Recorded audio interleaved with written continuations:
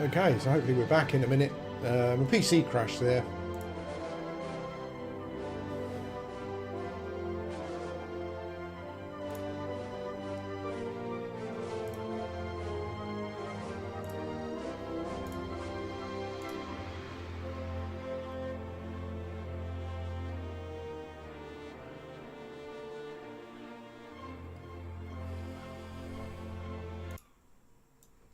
Let's try again, shall we?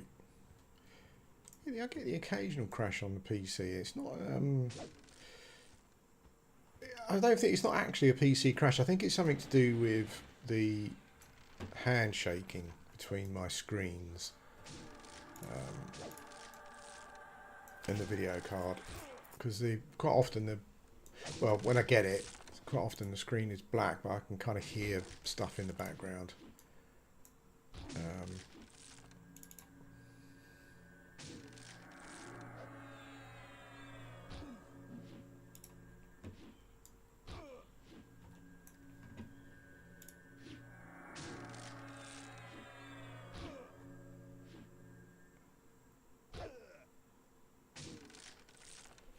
Using my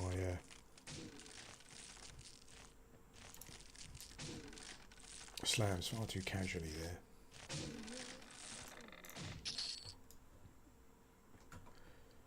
Yeah, as I was saying before, like, fighting in berserk stance is good fun.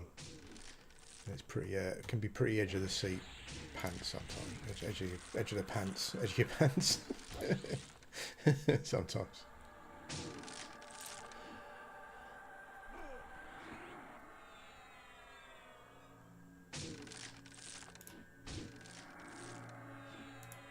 I'm trying to remember what mobs they were. I was fighting some mobs where they literally just spam. Oh, I think it was on the paladin in Everquest. Just spammed healing. Literally just spammed it from the moment they went below a certain point.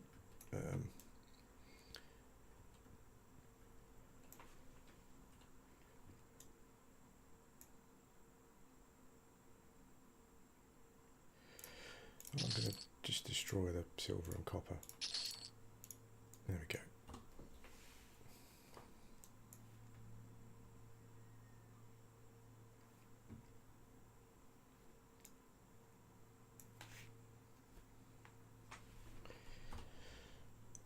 I mean, keeping up with my skills generally, it's funny because like one-handed, even dual wielding, really falls off at a certain point. Maybe it's the weapons I've got. I don't think they're brilliant. Like I'm using like Frostbringer in Moth Hand, which is what most people seem to recommend. But I've only got, I've got that, and the damage output is just not very good in comparison to two-handed. But I read that on the forums as well. You know, two-handed is a...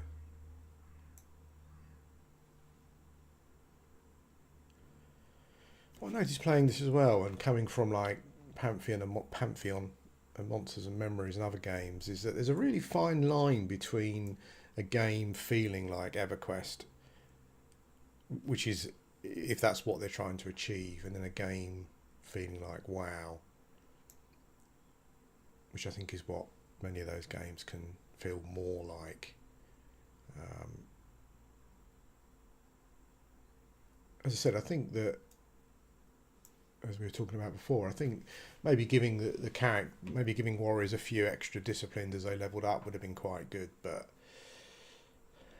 you know, that kind of ability thing where you're waiting for cooldowns and stuff is just not, just doesn't feel right.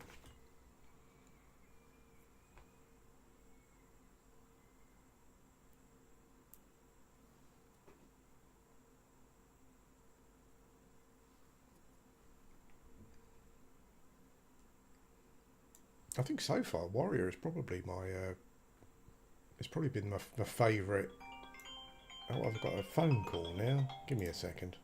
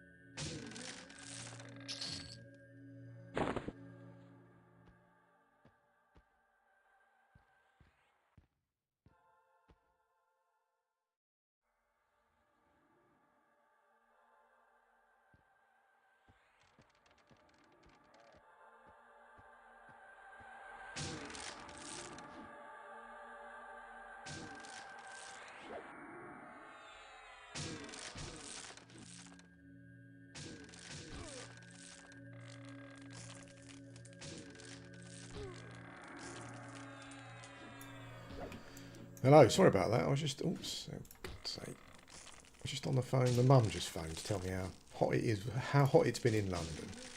Yeah, well. Anyway, not farming anything particularly, mate, just levelling. The experience is good here.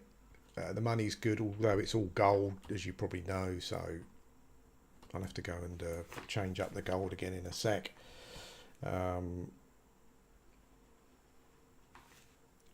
Yeah, level 31, currently on blue, P99 blue. Started a warrior, it's a class I've never played before. Because I just wanted to try some different stuff. And I just wanted to play classes where you kind of hit things, really. And that's about it. That's what I've been doing. Yeah, it's good fun. Yeah, I'm really enjoying it. It's we said, I'm not sure if people were here, but we said before that I think they could have made the warrior a bit more interesting. Giving them maybe just a few extra little disciplines as they leveled up, just to make them a bit more interesting. But yeah, it's good fun.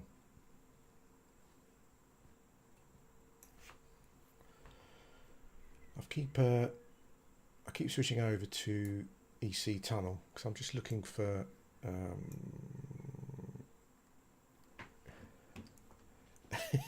Oh, see, we got past a hitting stage a long time ago.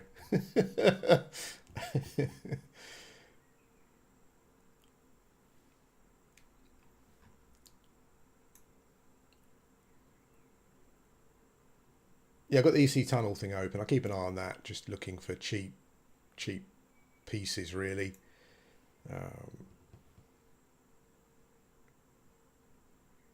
I guess, as I say, I don't think I finished what I was saying, but I was talking about EC Tunnel earlier, looking at watching the Twitch streams for a couple of weeks, and it seems to be really slow from a sell-through point of view. Like, you get the same people every day selling pretty much the same stuff. So, you know, I know blue is not as active as it once was, but yeah, particularly like obviously this is kind of off-peak times. But I keep my eye out. Like maybe I'm looking for some cheapy crustacean pieces. Is it crustacean stuff that seems pretty decent? Someone was selling some cobalt boots the other day, but I should have gone and got them, but I was like, you know, I didn't in the end.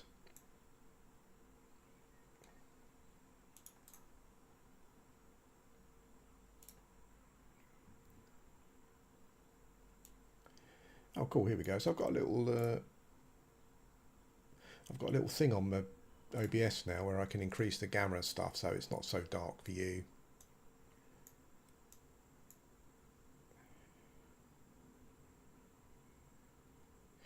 Yeah, I think the population has just gone down as well in general. You know, I think that for whatever reason, I'm not sure if it's the same. Green, like yes, like when I look, like quite often, green has got roughly twice as many people as blue.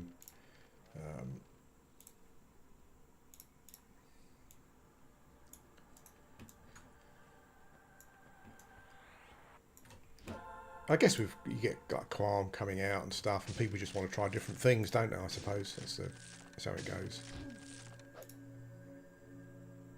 I've tried all the others, and I know P99 is not exactly accurate, but for me, it just feels like, you know, it just feels better, just for me personally.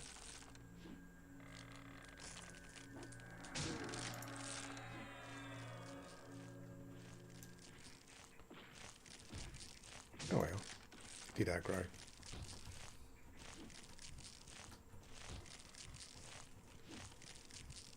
Come on. Ooh la la.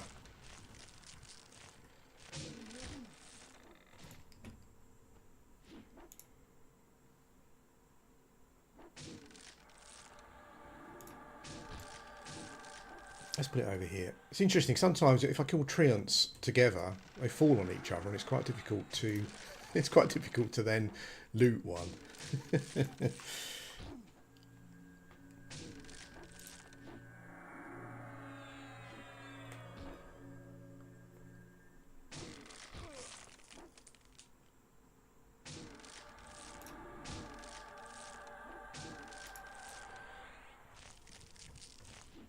It's funny when you play a class that hasn't got a lot, and you kind of try and work out these little tricks.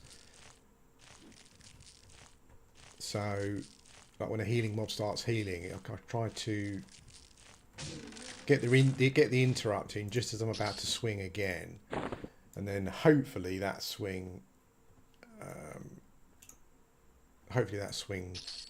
then hits, so it takes it below 20%, so it starts running away, so it doesn't kind of re-heal itself.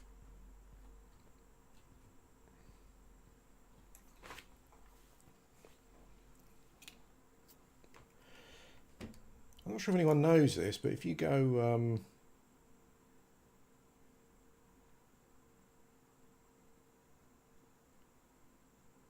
if you don't like the darkness at night on P99, if you go to your search bar and just type in display calibration, it brings up a screen that allows you to essentially adjust the gamma on your monitor, and it then increases the gamma in game as well. It kind of gets around it, really.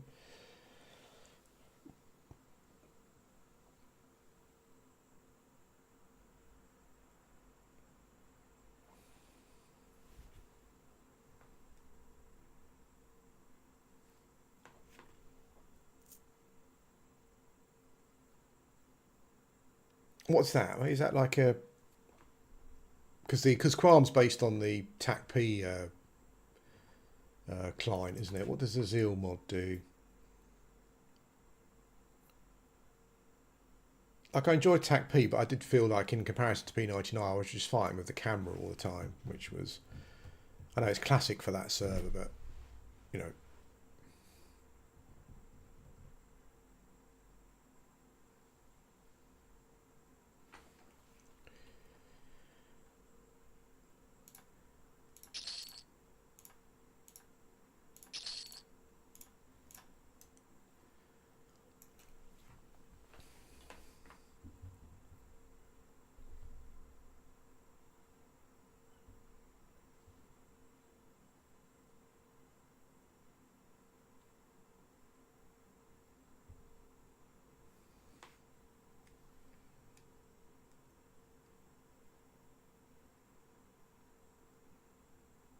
Ah, okay, mate. I'll look into that then, yeah.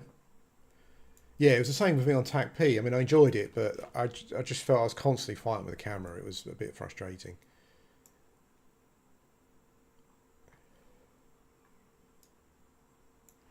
I'll check it out. I think Qualm had QNARC released a little while ago, didn't it?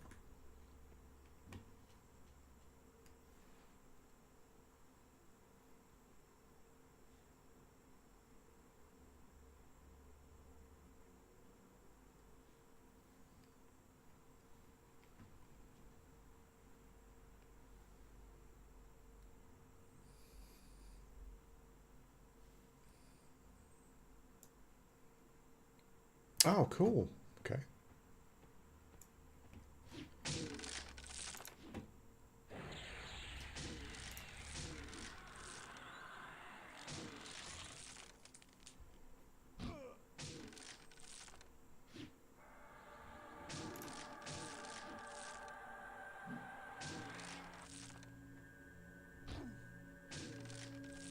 Oh, it's going to heal itself, is it? Oh, just about.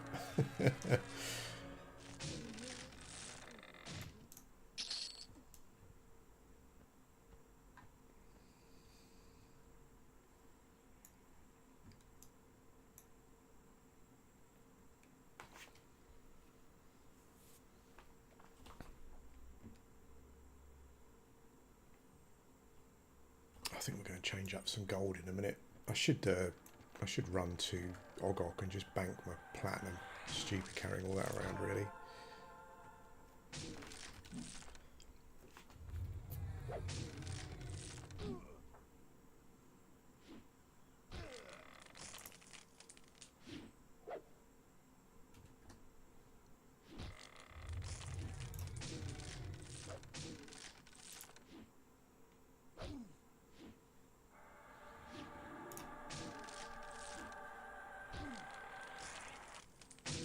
Really, there we go. Jesus.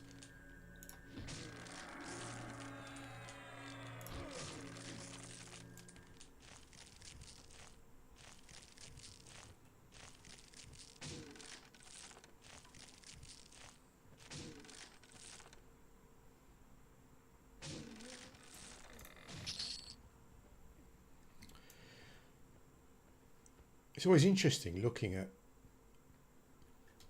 people's like, it's always interesting reading the forums, looking at people's attitudes towards the game.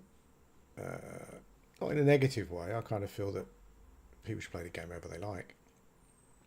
But for a lot of the high level players who, you know, have raided for years and stuff like it's interesting listening to their, I guess it's one of those things where you become so rich in real life that things kind of just become natural like that. Well, this is Everquest. It's a Project 1999 emulated server, which is like a server trying to emulate classic Everquest up to Velius. Yeah, they kind of talk about twinking in such a casual way. Like, I mean, my guys, to me, it feels like available for Linux. I'm not sure actually. If you search Project 1999 Everquest, they've got like a wiki website thing. I'm not sure, to be honest. Yeah, they talk about twinking in such a casual way. But what's interesting is and I guess, like, I've heard this from people who have got a lot of money as well sometimes, is that they assume that kind of everyone's like them. So I've read lots of warrior threads talking about stuff to have, particularly if you're leveling up, because the population's quite low at the moment, and I play off peak, so I'll probably be soloing a lot. And they kind of talk about the stuff, just go and buy this, and this, and it's like, and I look on the wiki and the prices of it, and I'm like, holy shit, you know. When I was leveling the paladin, I was having a look, and someone said, right, we'll get an Arandi's crown. Okay, how much is that? Okay, well, we won't be getting one of those. For a warrior, they were saying you need a certain amount of haste. So get the spine seahorse belt or something, and you go and type in it, and you go, no, I won't be getting one of those. It's funny, but it's kind of. But I like it. I'm not criticising them for it at all.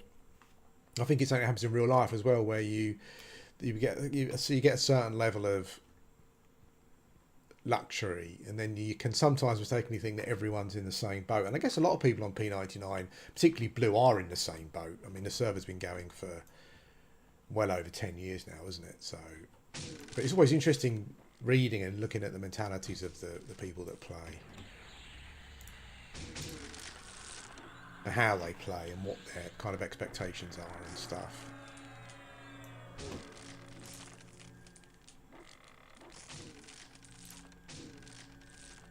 And I guess also it can be quite difficult as a new player coming in, because, like, say you come into the game and you want to raid and you want to play a warrior. Like, leveling a warrior even from scratch on P99 is probably going to be much easier than it ever was before. You know, you'll get buffs. People will buff you if you ask, and you might get some free stuff and all that kind of thing. But the raid scene is probably quite different, because I kind of imagine that even if you get into a raiding guild, there's already a set number of experienced warriors who do the tanking when it's required. I would imagine that you kind of get like the players who've been playing a long time, you know, they might just level a warrior as an alt or something, just to have another warrior around. And so you'll probably find that, you know, you'll be way down in the pecking order as a warrior trying to get stuff. And because you can't get stuff, you maybe find that you never get to tank anything decent, because your equipment is never... I guess if it's DKP, you can probably get, you know, maybe you can very slowly, gradually build up your equipment through spending DKP in the right places and stuff.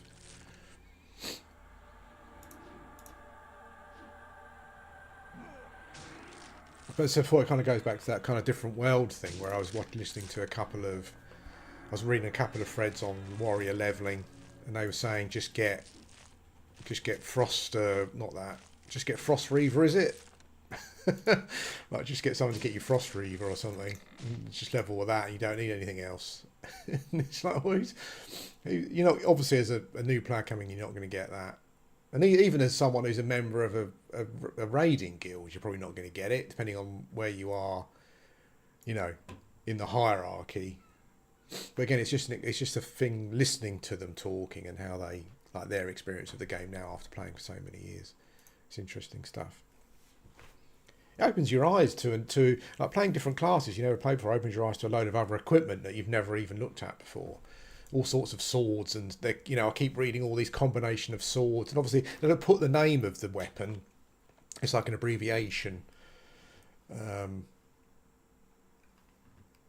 all that kind of stuff. So I'm trying to work out. So what weapon is that they're talking about? And you try and find it on the wiki. It's pretty good fun.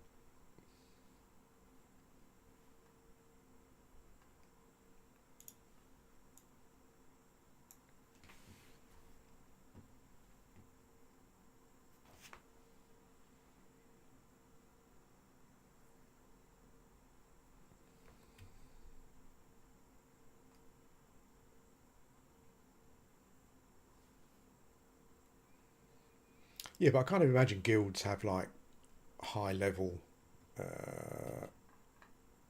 warriors that kind of just do the stuff, and that's what they're there for, and they log them in to do stuff when they're raiding or whatever it is.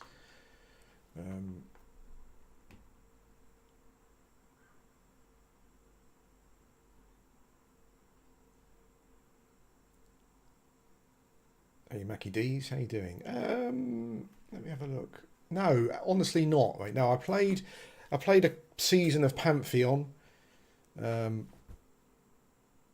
there were some things that were just felt same old kind of mistakes being made. But that kind of got me back into Everquest, and then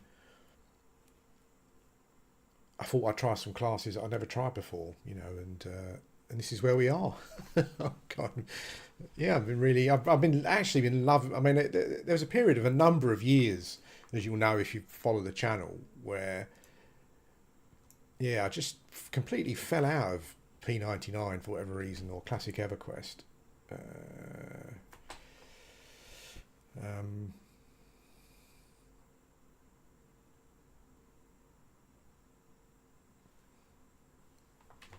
But yeah, playing Pantheon just made me want to go back and play P99. And you come back and you realise, I don't know, you kind of realise, is there any other point playing any other MMO at the moment? I don't know. You know, it's...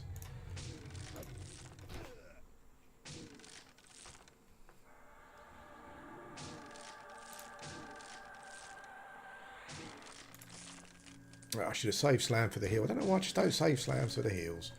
I interrupted it anyway.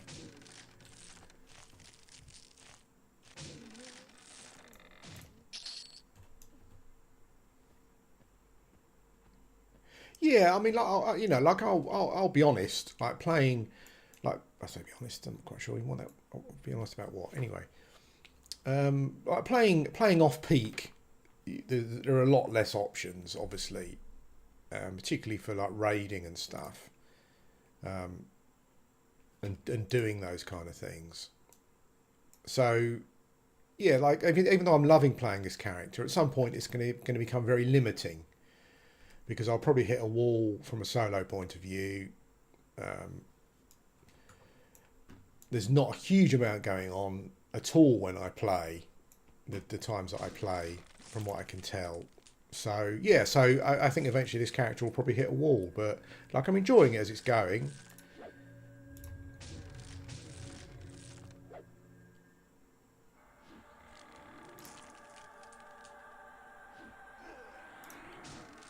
Like, I don't know, can you casually raid as a warrior and make in-game progress? I don't know. I guess I could, like when I get to that point, I could try farming some faction and trying to either get or, like, MQ some, like, maybe some of the basic Velius armor. Probably the dwarf stuff. Is that the basic stuff? Like, you know, just to fill in some gaps. So, I mean, there are definitely things and goals and whatnot that I can do. I can go back to dungeons that I've over-leveled maybe and do some stuff there. I think we're going to have to go and... The guy's starting to run quite slowly. I think we'll go and see if we can change up this gold again.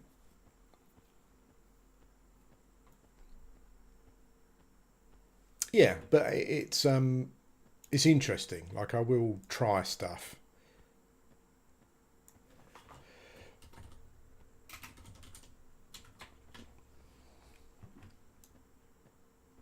I think they ultimately although I didn't enjoy it as much, like the paladin probably makes more sense.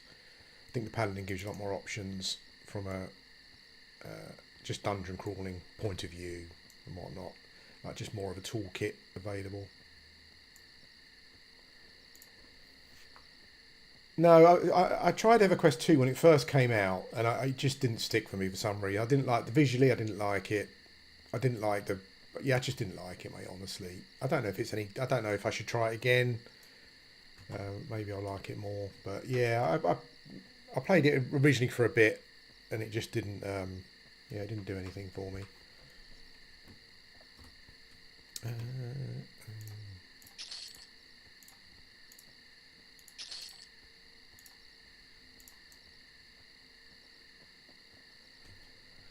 what I'm trying to do is I got myself an aviac charm because the dudes here you get some you can do some of the crafted armor stuff like just like like mid. I say mid level. It's not. It's probably like more like lowby stuff now, really. But you can do some turn. It's a bit like the warrior equivalent of the totemic armor quests. I've got an aviac charm and I've got a star ruby, but most of the quests for the warrior seem to need star rubies, and they're not. There are some. There are some. So I'm going to buy loads of buy loads of broadswords, bronze swords again.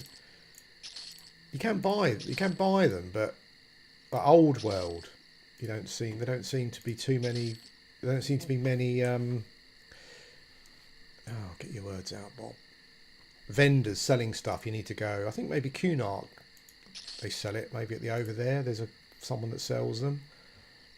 But yeah, I was planning on doing that, like going around hunting all the bits I need for some armor, maybe for some stuff, just to. I mean, even if I don't use it, just to do the quest and put it in the bank and that kind of thing.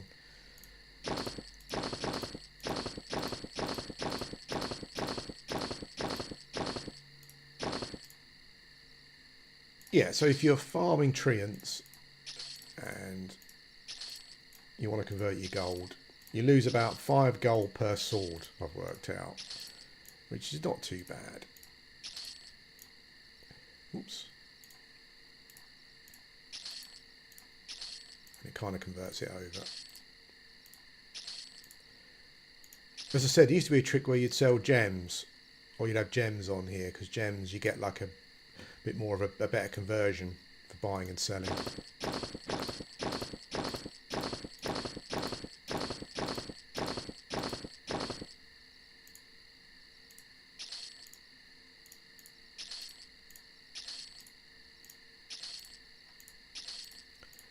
Is there a button? I'm sure there used to be a button just to sell. You click and sell. I can't remember what the key command is though.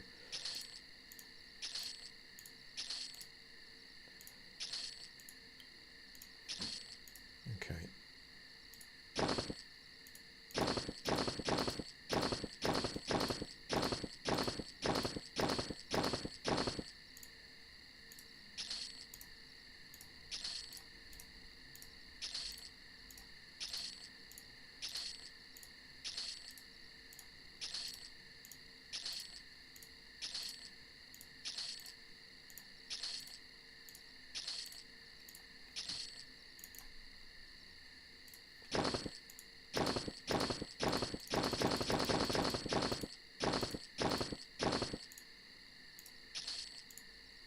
Blimey. Carpal tunnel doing this for too long. I need a nice big 100 plat gem or something that I can just keep buying and selling. Well, at least it means we don't have to run back to the bank. Not yet, anyway.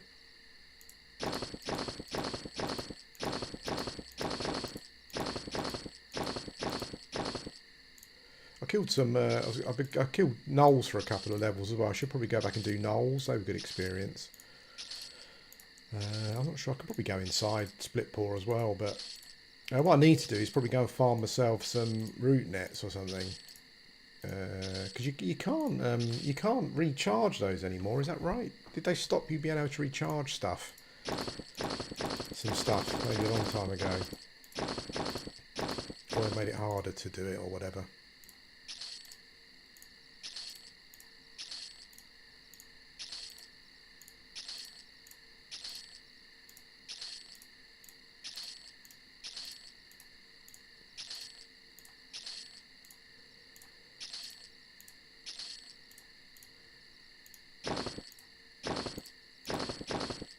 I guess there's a point where it's not worth it anymore. I think we're probably done.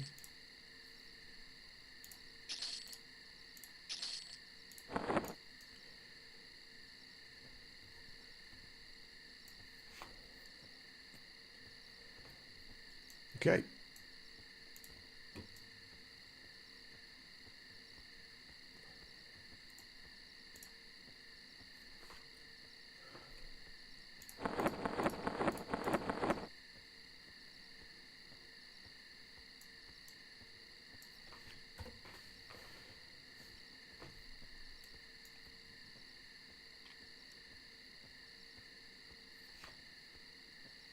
Also, I find playing the class with less options is that I spend more time researching like where to go. Like when I came to South Karana, I was kind of a bit like, oh, I'm not quite sure where to go next. Because normally I'd go, or another character, I'd go, I don't know, like to Nagina or whatever.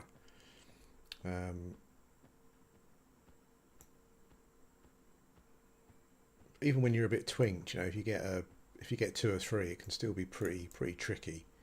There's a couple. I did try some dungeons with a warrior, and what I would do is kind of pull them to the entrance and try and burn one down as quickly as possible, and then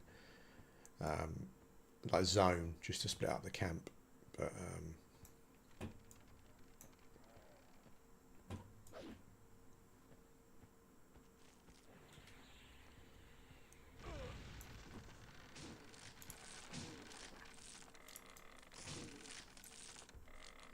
oh, we're just about to level as well.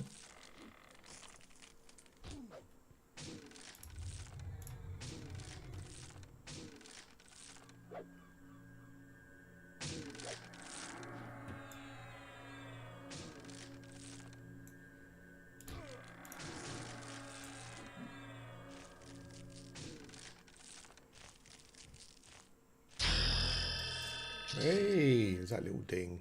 We all love to hear.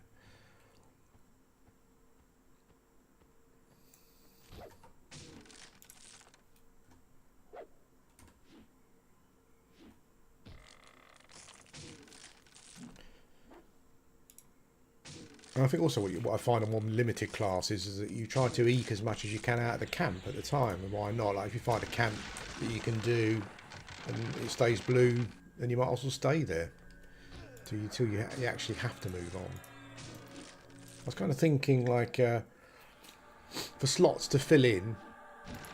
Like I said, I was kind of looking at cheap cobalt and is it the crustacean stuff? But like for farming stuff, like I'd probably go over to, I think I'm getting around that kind of level. I was thinking of going to Velius and farming a couple of the orc earrings. That'd be quite fun to do. You know, it's quite fun to do that camp while you still getting experience as well.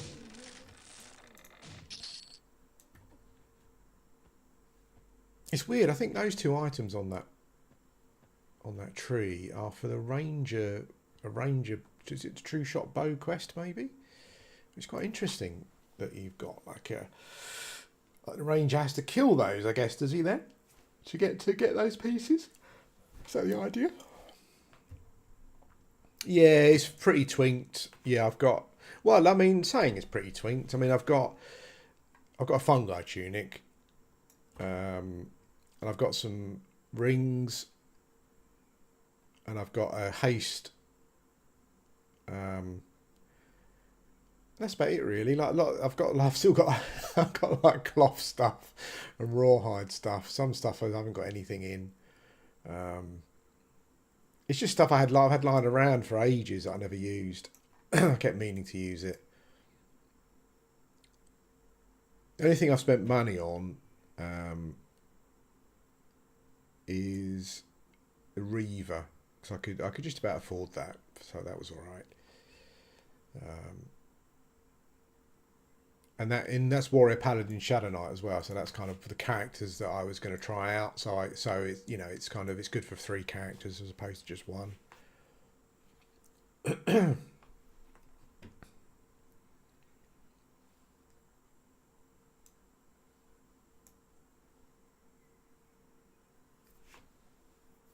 But you can, like, I'm not sure if anyone's spent much time playing them, but like when I think my Paladin is 29 at the moment, and I'll go back to that at some point.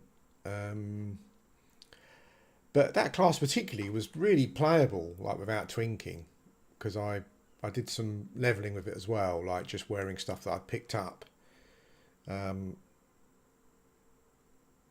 Yeah, and it kind of works. I mean, it's slower, obviously, but yeah.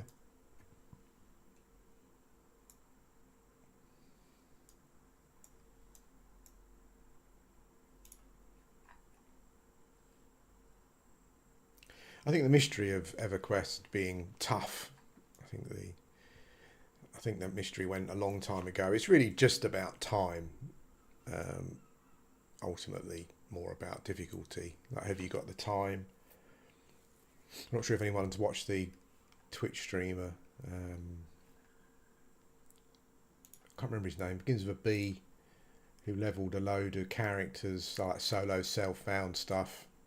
I think he did warrior, cleric, rogue, you know. So obviously it's good to have the knowledge of where to go, of course, but I just think it's just time, really. Everything's time. Leveling, raiding, have you got the time?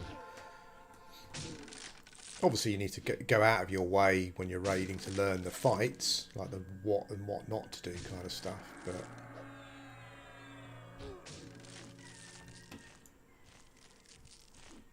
loads of spells for sale always on the auction house, it seems.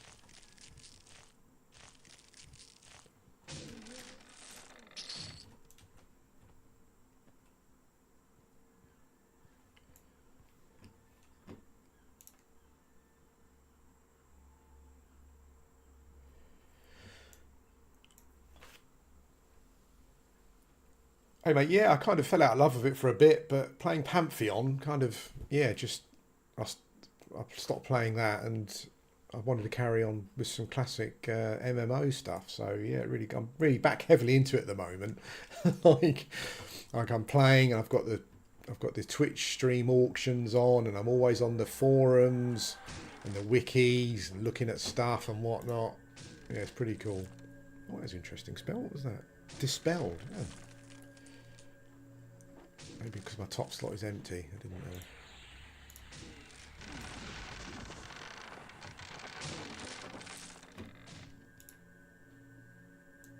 Is it dead? Yeah, it died. Bloody starves. They're 16. They're 16 plat, but they just weigh so much. So we're already overweight again. That's fine.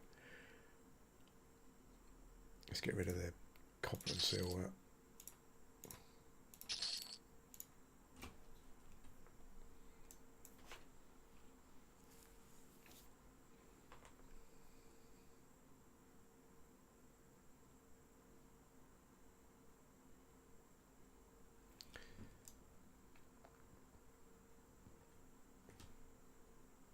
Yeah, I know I sound like a broken record, but it's weird. Like the whole indie MMO scene is just weird at the moment. I don't get it. Like these are developers who I think like come from, some of them come from an Everquest background, and they must have played classic MMOs, but they just do not understand the audience whatsoever at the moment.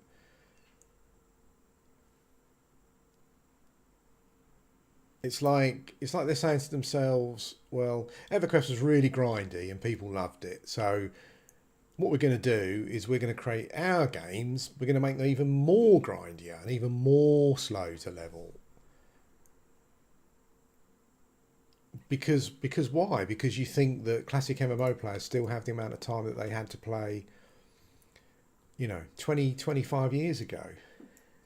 They don't. It's weird, and it's all at the same levels as well. It's almost like they're talking to each other and designing their games together. Like Pantheon was the same as Embers Adrift. You get to a certain level, quite low, and the leveling just becomes excruciatingly slow.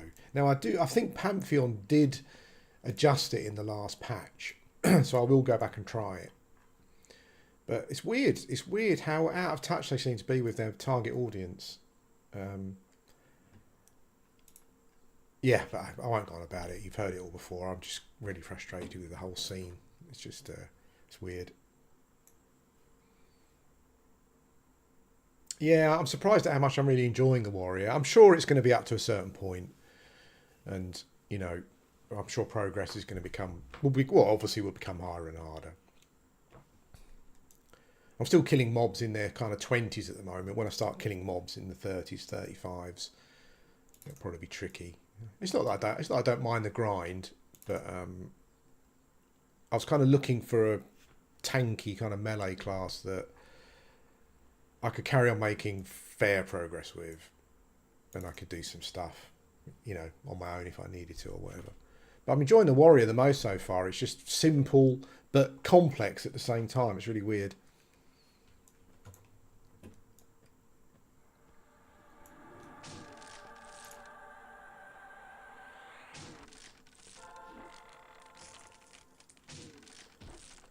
Once or twice, so like occasionally I'll get a couple of big double attack rounds in on these treants, and because they're just got their hit points are quite low, like I can kind of like almost like two round them sometimes if I'm lucky.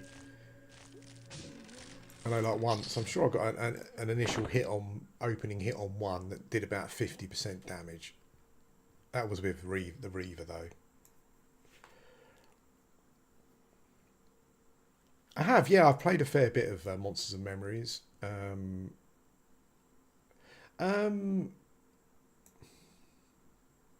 it's the one. It's the one I think that myself and everyone's probably got the most hope for. I guess it's the one that we think will be the closest to what we're looking for.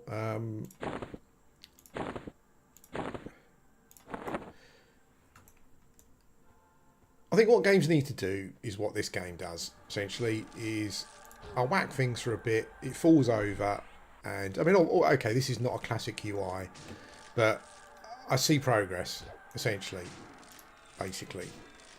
It's as simple as that. Irrespective of who you are, like I'm sometimes I feel like power gaming or min-maxing or being as efficient as I can, but that's not generally how I play. So even as someone who likes exploring and experiencing new things and trying out new things, I want to see progress here down. I know you probably can't see it because it's small, but I want to see my XP tick. I don't want to, like a friend of the channel said that they were leveling in. I've said this before, I know, but a friend of the channel said they were when they were leveling in Pantheon, they were level 14, and like an 8-hour session killing blues and stuff netted them like 15, like 15% XP. It's ridiculous. That's what I said about them being completely out of touch. I don't understand who they're aiming the game at. This is Everquest, and I've tried to get people to play it before, but they won't play it because they consider this game grindy. But you always see progress. You kill a mob, you see progress. Obviously, like back if they release a new server and you play a troll Shadow Knight, obviously, that's notoriously grindy. But in general, I'm outside killing blue mobs in a zone that I don't think it's got a particularly high Zem, and whenever I kill a mob, the game notifies me that I'm making progress. And that seems to be what these games have completely moved away from. I don't understand it. I just don't get it. I don't get who they're aiming the games at, or who they're meant to be for. I don't know. Maybe Monsters and Memories will get us back into that to get back onto the topic that we were talking about. But even even with that game, it's there's all as well as your character progression and how slow it's become. There's also this thing where developers are too concerned about what the players are doing in the game. Now, obviously, you know, if Monsters of Memories has got a like a raid, you know, and Joe Bloggs walks in and one shots everything, that's obviously a balance problem. But during some of my time playing Monsters of Memories, I found situations where, and obviously, you know, the developers are just testing this stuff out, but there were some instances where it felt like they didn't want players to do a certain thing, so they would change it. And there was one instance I remember particularly where there was a spell that essentially worked like it did in Everquest. I think it was a calm spell or a lull spell, and they changed it because they thought it was too powerful, even though it was essentially just the same as what it was in Everquest. So you kind of got this I think there's too much over development going on, over balancing, and you see it in. I mean, it's ridiculous to a point now where single player games have got it. I mean, you've got single player games releasing balance patches. These are like single player role playing games. What the hell is going on? Why does someone want to be balanced in a single player role playing game? It's stupid.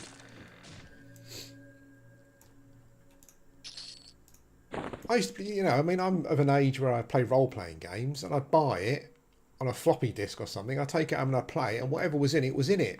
I wasn't getting constant balance patches that was ruining my, you know, my build or whatever it was. I don't get it. I don't understand why a single player game or a PvE game is doing balance patches. It's absolutely ridiculous. Even like Elden Ring's doing it. It's just, I don't understand it. I do not understand it. Players want to feel powerful, and if they find a build that works, it's overpowered, well, that's great. That's, you know, they found it, you know, and then you kind of take it away from them. I just don't understand it. I don't. But that's where we are. I think we're in the indie MMO scene is in a state of not understanding its target audience, and it's being overdeveloped. Instead of giving players a toolbox and saying, go and have some fun, it's, we don't really want players to do that, or we don't want them to do this and all that kind of stuff. You know, it's just...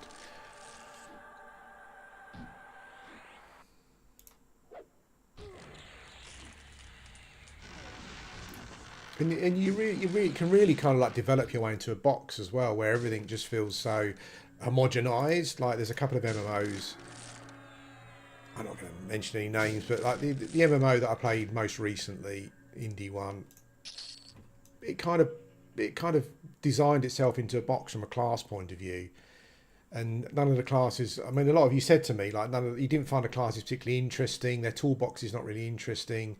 They just feel limited, not enough skills, you know. And I think that's kind of where you end up when you try to balance stuff. Sorry, I'll go back to catch up with some comments.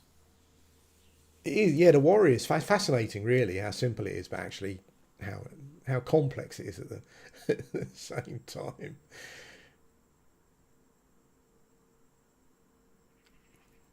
It was weird coming back to playing P99 and like killing a mob and actually seeing a tick of XP for it. Well, no names, no pack drill. So. Yeah, but it was coming back from Pantheon to play Everquest and killing mobs and actually noticing progress. Because I think that's kind of what we want, you know. It's like, as I said, even someone like me who's not a massive power gamer particularly, whatever it is you're doing, of you're grinding, you're gathering, you're leveling, crafting, whatever it is, you want to see some progress. You want to see that the game is not overly punishing you from that point of view.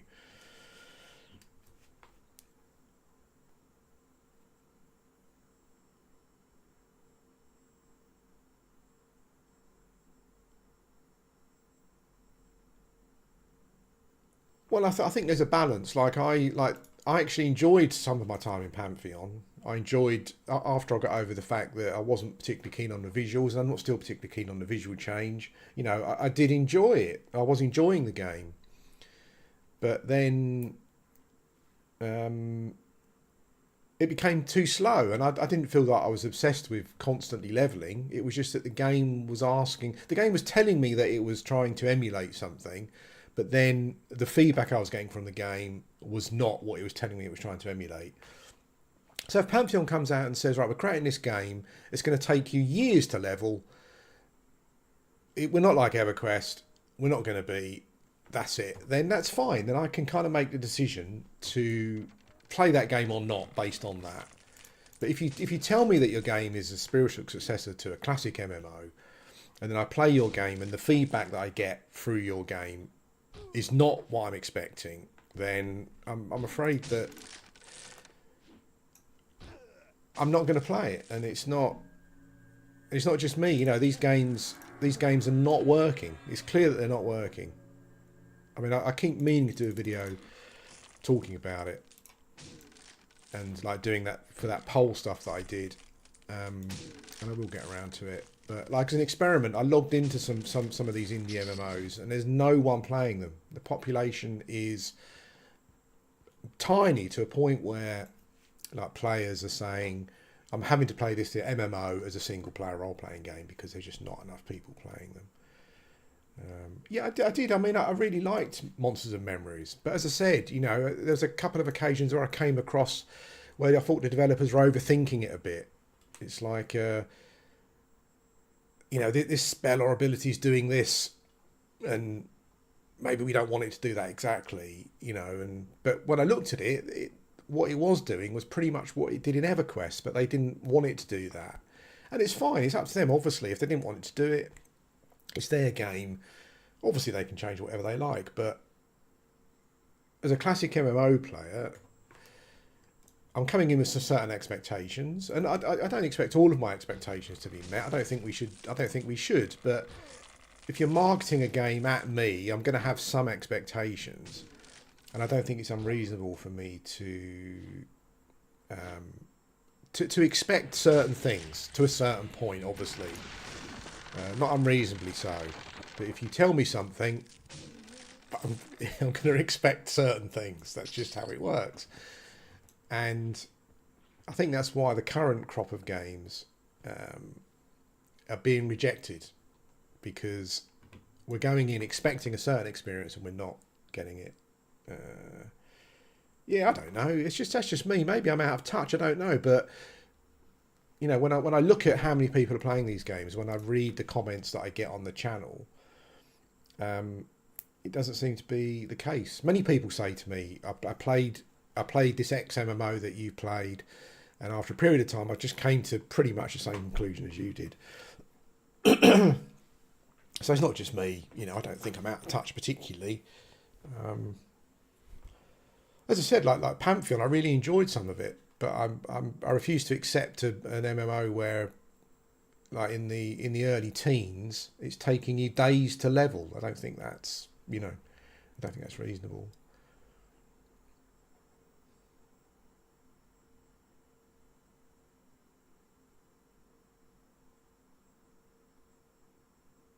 Yeah, I think Everquest got pretty much most things from what we see as a classic MMO. Right, it's grindy, but just enough so that, you know, as I said before, I think that even as someone who considered themselves a fairly average MMO player, who does have time to waste playing these games, you want to see a certain level of progress when you log in and have a session, as it were. And I think that we seem to have come away from that. No, I mean, for the leveling I did in Monsters of Memories, it didn't feel too slow. I mean, I hope that they're going for a like an EverQuest leveling experience from a progression point of view. You know, I kill a mob and I'm seeing some progression.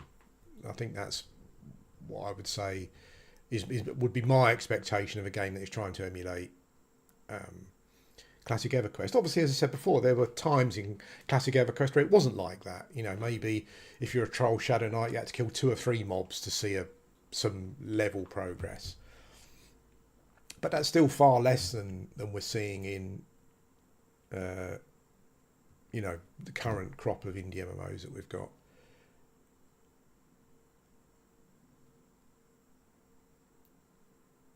Yeah, I don't know what's happening with the servers on P99. I think people just assume that green and blue would be merged at some point. But I don't think they were super committal to it. I think they kind of said it's something that might happen. But it seems like a logistical nightmare, really, transferring, merging, particularly surrounding things like names and whatever it may be. I don't know. Maybe there's an automated way where someone logs in once the merge happens, and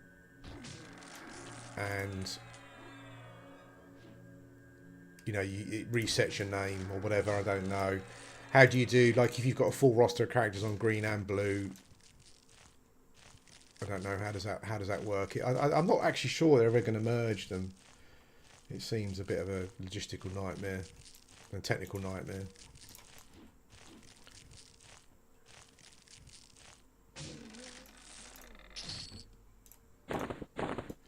I guess what they could do is have a new server and everyone is moved from green to... Yeah, still throws up the same issues, I guess, really, doesn't it?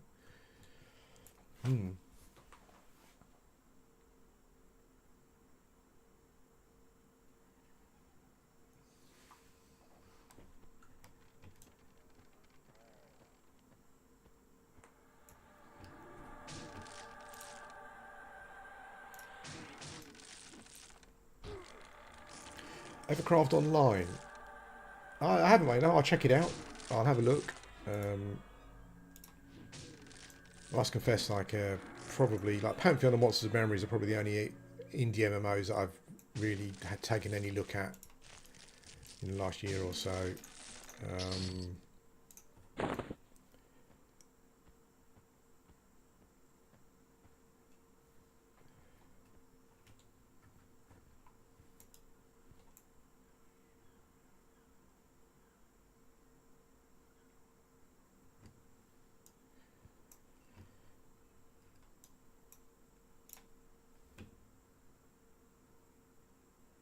Yeah, the socialising element is interesting, because I wonder what you mean by that. I wonder, like, do you mean sitting around just chatting and stuff while you're in a group? Yeah, because those polls I did, the feedback I felt that I got was that socialising was good as long as it was on their terms. So no forced grouping or socialising. That was the impression that I got, and that's kind of been my experience, really. There's a core group of people that when you talk about soloing in an MMO, they go, oh, you know, and they go flying off the handle. But actually, I think for most people who play MMOs,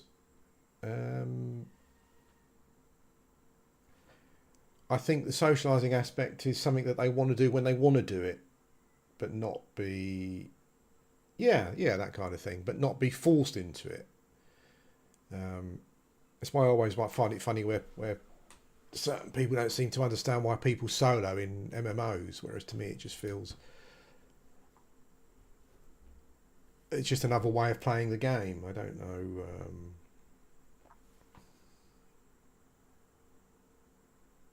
I think the thing with EverQuest though is that EverQuest dungeons were proper dungeon crawls, weren't they? Whereas I'm not sure what the later dungeons were like in WoW, but the early dungeons are very much you go from one end to the other, and that's the dungeon's finished. Whereas in EverQuest, you know, the dungeon design is it's fantastic, really, but it's designed so that you go in and that's your experience for the evening. You know, the dungeon is your experience. There's not an end point to get to. You can work your way and clear your way to a boss mob, but then you can stay there and just keep killing it.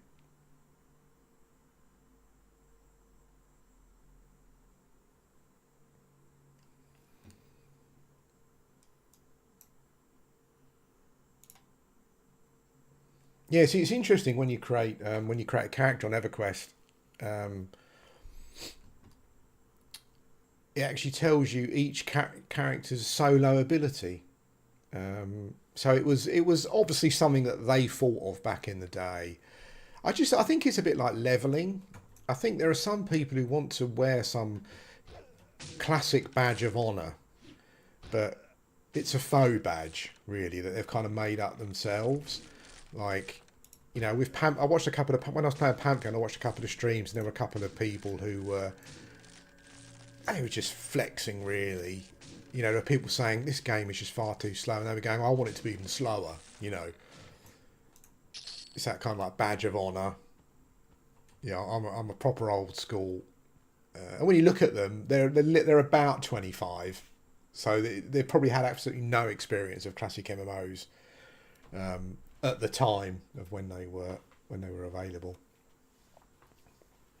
But yeah, like I think the whole group solo thing is another thing. Like even back in Everquest Classic, when you choose a character, a class, it tells you, you know, it will say something like, you know, this warriors can solo for a time, but they're much better in a group, or whatever it may be. So it's still something that they thought about. And if you look in the official guide, the official Necromancer write-up is essentially telling you this is the solo class.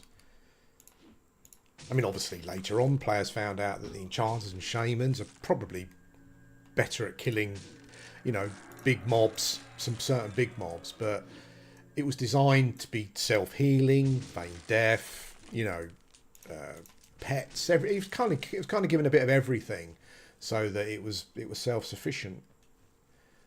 So I thought he was dead. So I never understood this other thing that people make out about having to group to make progress in an MMO. It was never the case, even in EverQuest.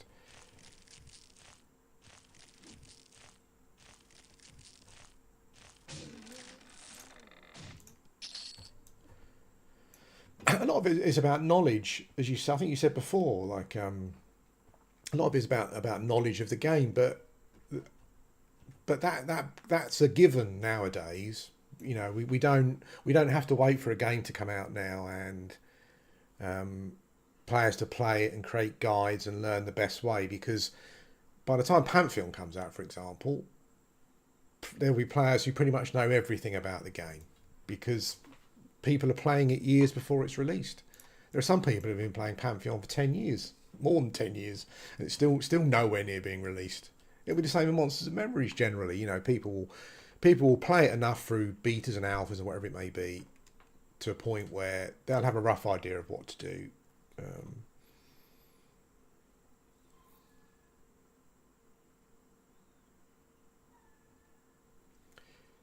Yeah, I don't want developers to be interested in balance at all. Really, it's the same. It's the same as I said before about the ridiculousness of having balance patches in a PVE single player game, role playing game. It's ridiculous. I don't understand the obsession with it.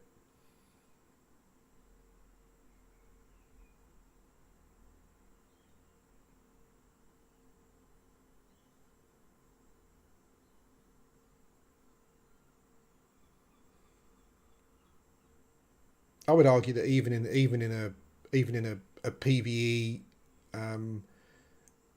always online type game like Helldivers, like balance patches is just ridiculous. I just don't understand it. So I mean, I stopped playing the game because every time I was logging in, there was a patch that had changed the weapons that I was using. I don't understand it. Balance in a game like this, where you're competing against the environment, is stupid.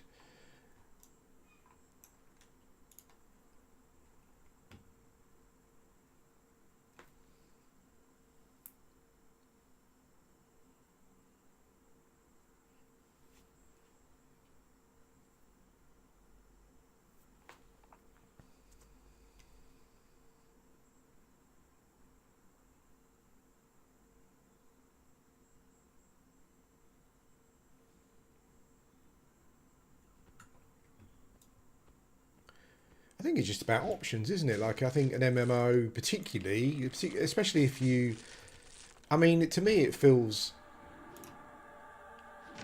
if you're claiming to be an MMO, and particularly if you're claiming to be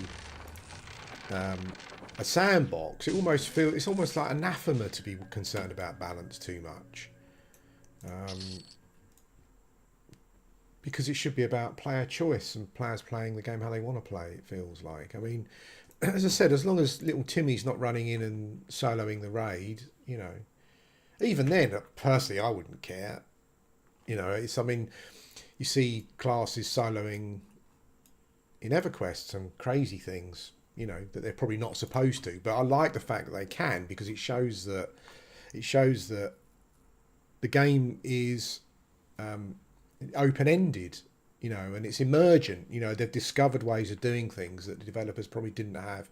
That shows a game that's balanced the best, I think, is when players do something that the developers didn't expect them to be able to do, and then I think the best developers don't change that. And I think Everquest is a perfect example of that. If Everquest was being developed now, you know, developers would probably watch videos of enchanters running around dungeons soloing stuff, and they'd change stuff, they'd balance it, so they couldn't do it. And I just think that's the worst way of looking at it.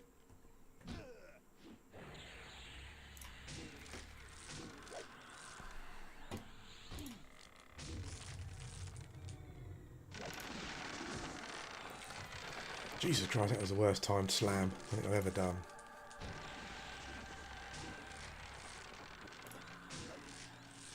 As long as we get the heals. Hey Liz, how you doing?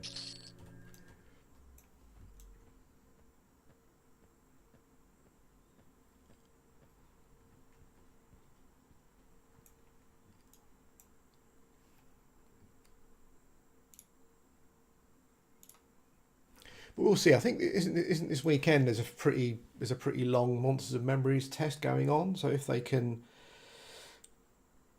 keep the servers running reasonably well, maybe we can see how that's looking. Yeah, does it start tomorrow? Does it?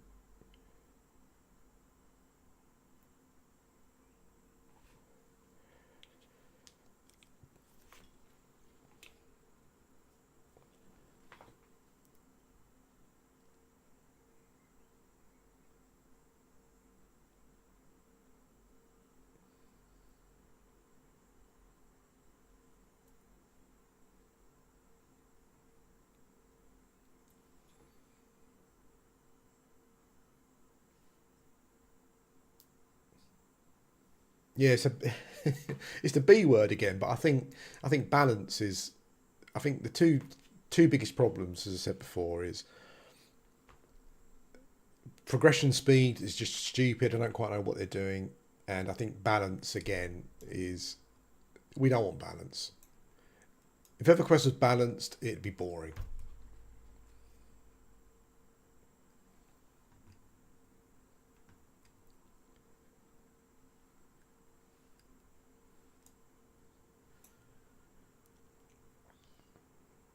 Yeah, exactly. It's the opposite of balance that's created that EverQuest. EverQuest is what it is. You know, you can. It's the randomness that makes EverQuest so good. So like, there's an RNG element involved in everything you do in the game, but it's not RNG to a point where you're frustrated by it, because you can influence the RNG and make it less, or you've got some control over it. Again, I'm just saying stuff I've said before. I keep saying it because I don't understand why we're getting the indie MMOs that we're getting at the moment. I'm just like, I am mind boggled.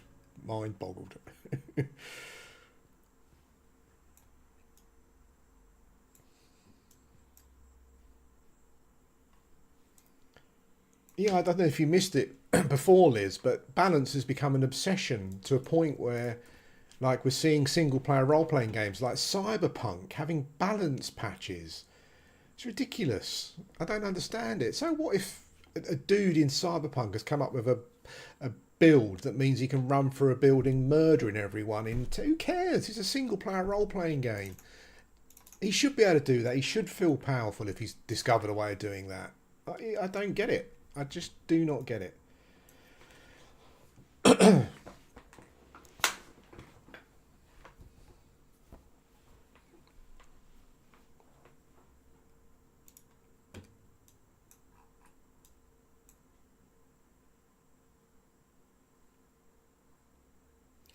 My feelings on penalties have changed, as you know, probably. Like, I don't like now. I don't like penalties being put on top of penalties.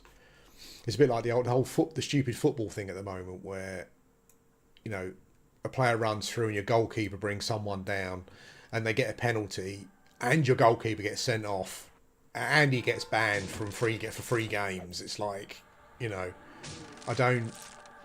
I kind of feel that. I kind of almost feel that dying is the penalty, if it's done in the right way. If you die in EverQuest in a dungeon, you get plonked outside, and you've got to get your cores back. That's the penalty, as far as I'm concerned.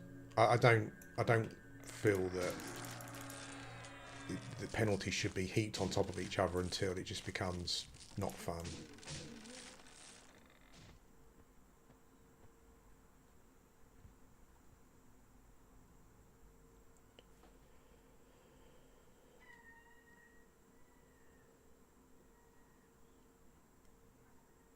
Yeah. I mean, as I said, like if little Johnny finds a way of soloing a raid that the developers don't want you to solo, then that's fair enough. But yeah, you know, it's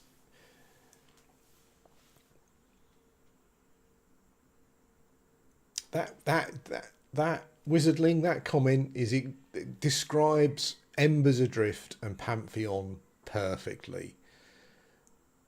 The only people left playing Embers Adrift are the ones who were shouting the loudest about flashing their classic badge of honours, all the while regurgitating information that was never classic, whether it was EverQuest, Ultra Online, Asheron's Call, whatever it may be. The developers continue to listen to the loudest players, and essentially what you're left with is they're the only ones playing your game anymore.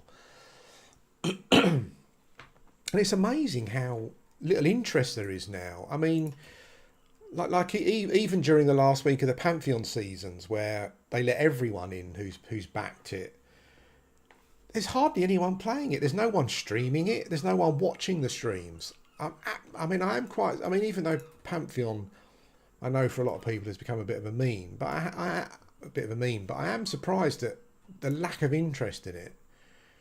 Even to a point where the developers are starting to open up the game to more players, like earlier, because maybe they realise that there's no one's playing, not enough people are testing the game. But yeah, like when I was playing it during the last week in the previous season, and they, as I said, that last week where they let everyone in, there was no one streaming it. When there was a stream, there was hardly anyone watching it. I was really surprised.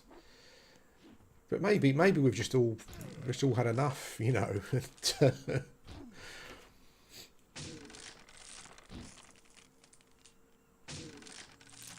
I think we still need to be careful, though. I know that we're all on a Monsters of Memories trip, you know, and I am to a certain extent as well. But you know, that game could easily turn out to be the same as other games. I think you just got to be careful. The good thing about that game is at least they're not saying give us 50 quid and you can play now.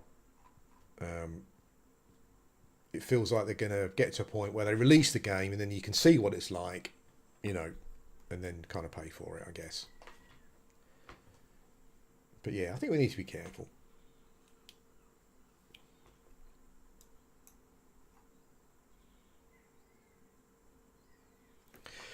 I think I need to go and sort something out shortly because I've got a ton of stuff. Go on, Bennett. I think I'm going to have to run to. I think I have to run. I'm going to run to Ogre. I've got Spirit Wolf, so that won't be too much of a problem.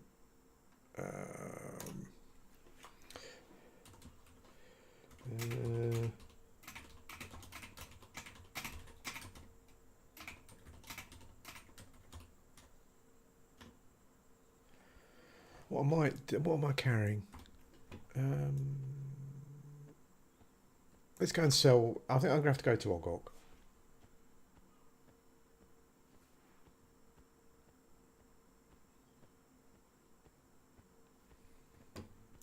Yeah, I mean, I don't think that.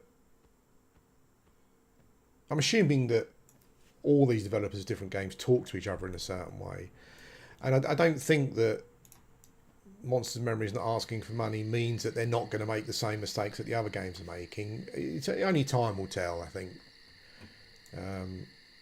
It feels as though they're sticking closer to the blueprint of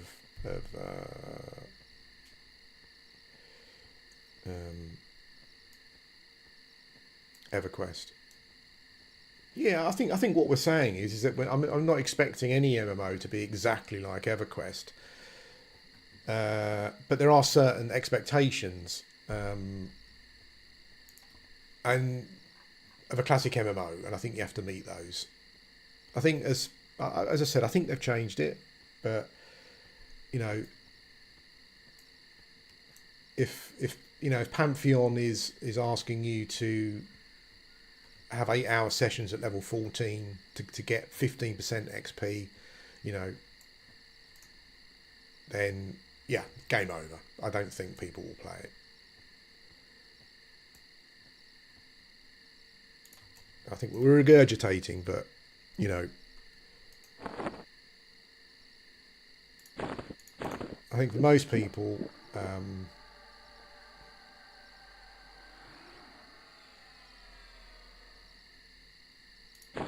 the EverQuest progression pace, I think, is about right. And I think if you tip outside of that, then you're probably doomed to fail. Hey, Crow, how you doing?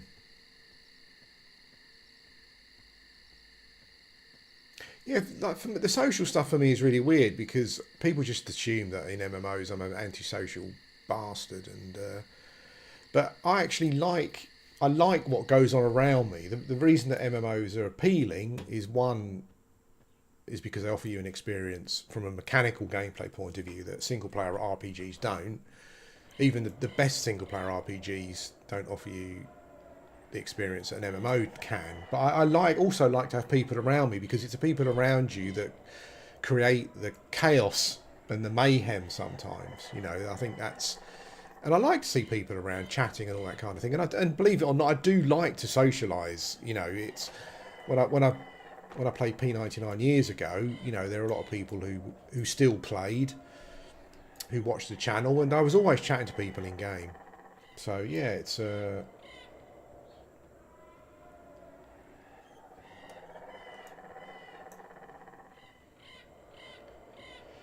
yeah, but that's what the developers need to understand. Like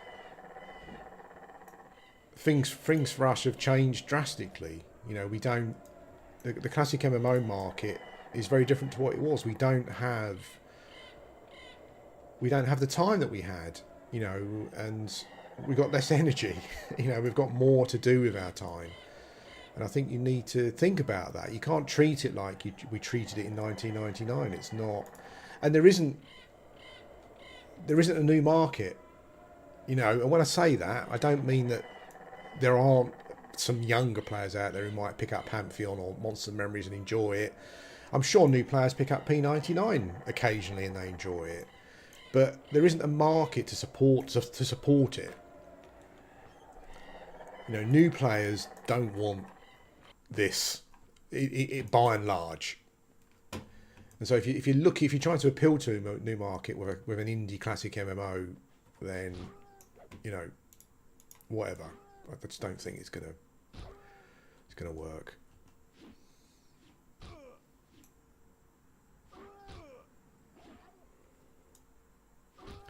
I did it on I did it a little while ago where I was with this character in Guck, and funnily enough, I ended up grouping with a guy, and we had a bit of a chat. Like he was telling me that his dad was an old EverQuest player, and he'd recently picked it up because his dad got it into him, got him into it, and they'd been playing and stuff. He was playing an Ogre Shadow Knight, and we had a bit of a chat and stuff. But I felt really bad at first because it was kind of my fault. I didn't think anyone was in the zone, but I ran to gut zone line and I ran past him on the way, and he was AFK sitting in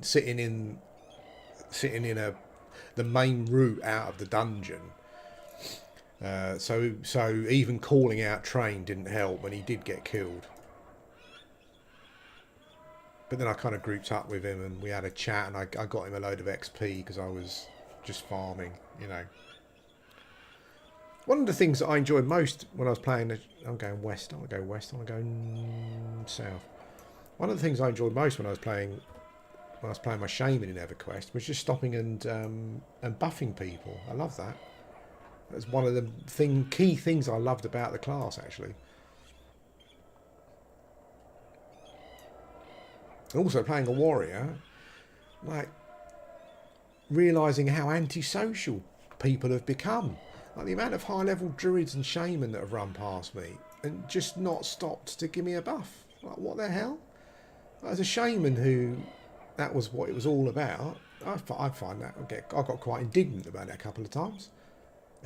So, arsehole, level 60 shaman running past, not chucking me even a spirit of wolf. Honestly. Terrible. There you go.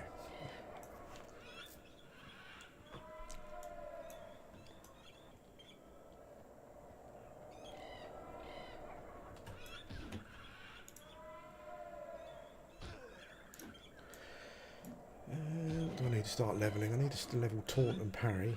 I need to catch up on the one-handed slashing, but I got bored of one-handed slashing. It's so bloody slow. Yeah, I mean, whenever I ran past any lobies on my shaman, I'd always stop and buff them.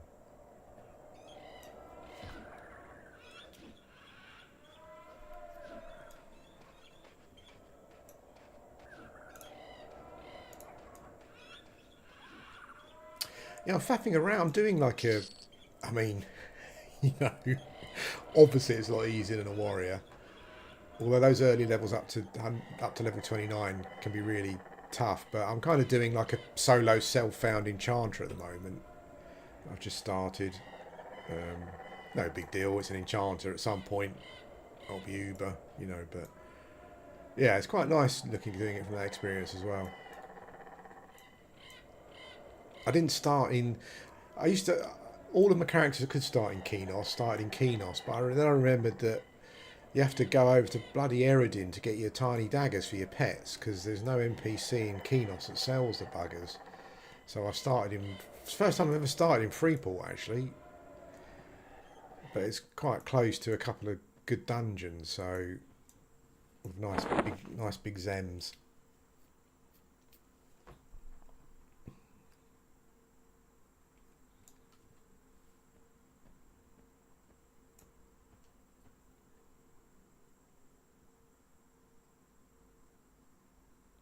I think that's what I was talking about before. I think eventually it's a bit like I live near. I literally, if you walk out my house and look at the end of my road, you can see the sea. But how many times do I go there? Not as many as I should do. I guess you kind of just take things for granted, and I think people just take the game for granted in the end. You know, it's just about... I know we moaned about it earlier, but I do understand people just wanting to get from A to B, particularly on P99. Like some of these guys, like me, have probably been playing for 12 years or something, you know, so I don't know. They start a warrior and they want to get to their disciplines as quickly as possible. I don't begrudge them that, you know. It was just as a shame, and it was just something that I kind of felt... I thought it was good for the server, you know, because if they're a new player coming in, you can see they're not twinked, you know, then I think it gives a good impression. I've swum across here so many times since I started this character, but my swimming skill goes up so slowly. It's still only 50. And I keep I think there's a nasty goblin or some character that swims around in the water sometimes. I keep trying to target it, but I haven't come across it so far.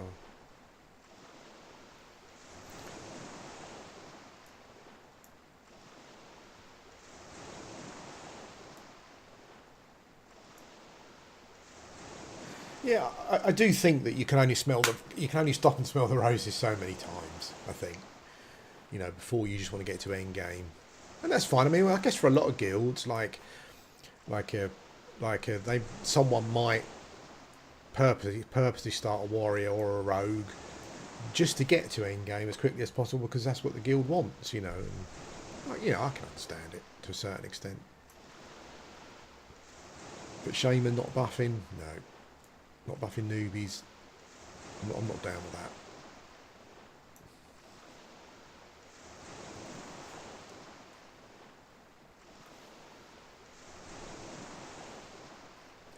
I'm just gonna have a quick look on what's happening on in East. What's happening in East Commons? Yeah, the same dude selling the same stuff they've been trying to sell for 2 weeks. Bloody hell, that's dedication, that is. Oh, ring of stealthy travel. I've never heard of that before. Is that like an invis ring? I wonder if it's charged.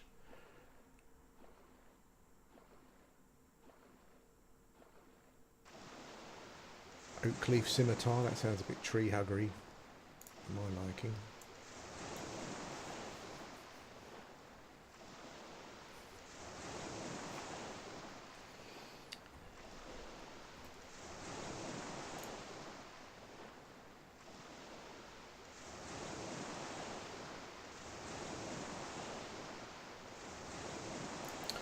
I was going to run over to EC to see if I could pick up some cheap warrior items with the plat that I've earned so far, but it doesn't really look worth it at the moment.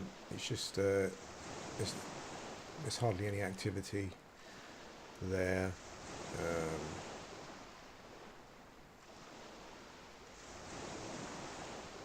What's the crystal chitin stuff like? I've seen that for sale a bit. I'll have to check it out on the wiki. I don't know if it's good for this Lobie Twink warrior stuff. It seems pretty cheap. I remember spending so much time with these dudes, with the some shaman quests. I think those guys sell the Duffranite for the something or other. Is it the Totemic quest? I can't remember.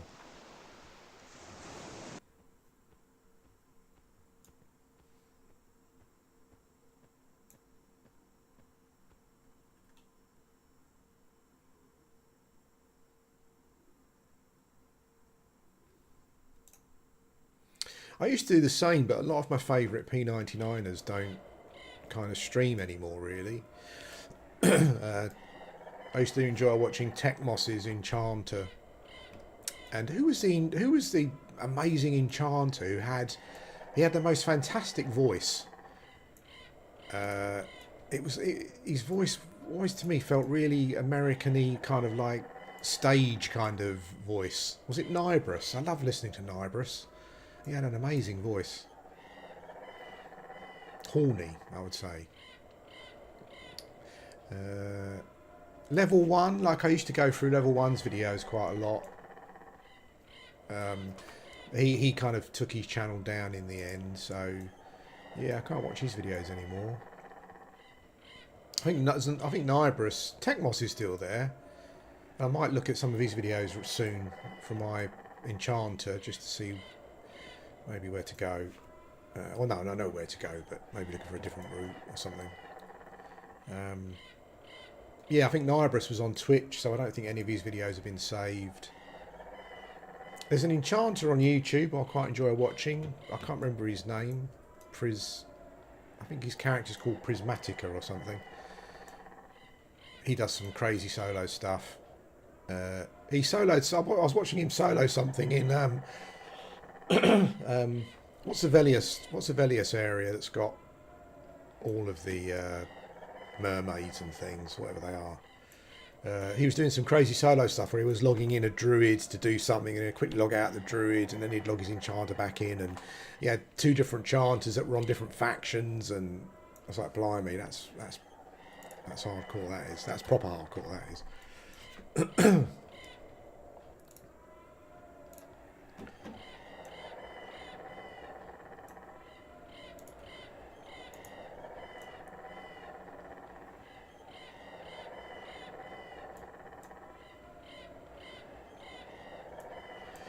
But I did enjoy like the bit like my stuff really. I did the ones I enjoyed the most were just like the waffling stuff where people would just start recording and just talk about things, you know.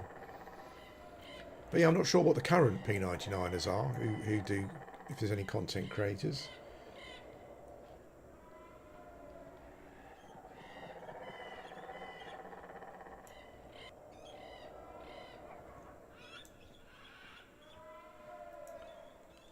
Hey mate, hey, yeah, I mean I've still got TACP on my computer, and I did recently. I had to change my passwords because I forgot them. About six accounts. I keep meaning to go back, but you know,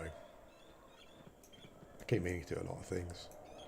Yeah, it's funny. It's what we were saying earlier, isn't it? Like enchanters wouldn't be what they are nowadays if they were being developed. They'd have about 100 balance patches to a point where they just weren't. Yeah, they're just a pale imitation of the class. But watching Nibras do stuff and Tecmos and this Prismatica guy, yeah, it's fantastic, really. I think this Prismatica guy said he spent like 3 years in this area, like learning everything, and he's got a druid that's factioned with it. Siren's Grotto, isn't it? I think it's called. Yeah, and he would log his druid in to do something, and then he would log. Yeah, it's like learning all of that. He's earned the right to solo stuff that maybe, you know, wasn't expected to be soloed. Absolutely.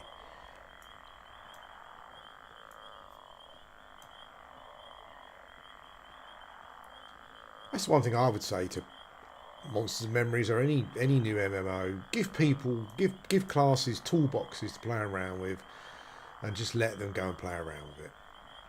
You know, let them go and do stuff, work stuff out, find tricks and stuff to do that you didn't think were there, because that's what made EverQuest what it was. Yeah, fair enough. Like, you know, stop them from soloing your raids or whatever, but you know, yeah, bards wouldn't know. Definitely not.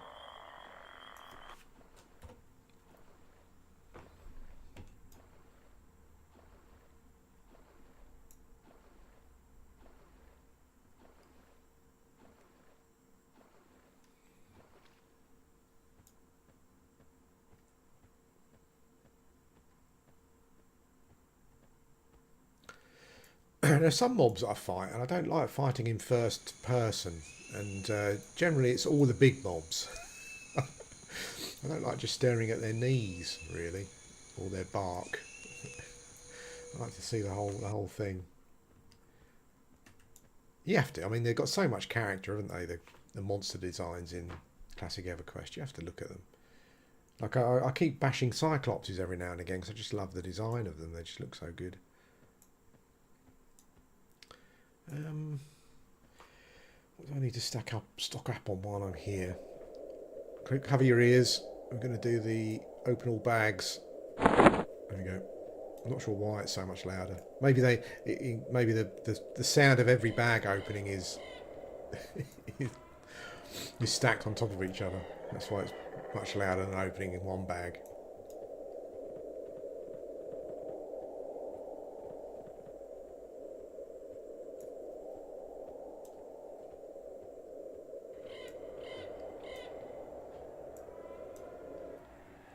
Yeah, I'm not sure if he was doing it with. I'm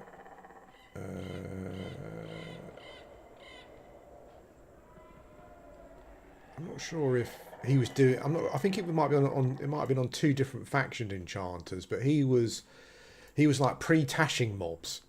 So he would pre-tash a mob. He would call it pre-tashing anyway, and then he'd log out quickly and log back in with something else and that kind of thing. It was interesting to watch.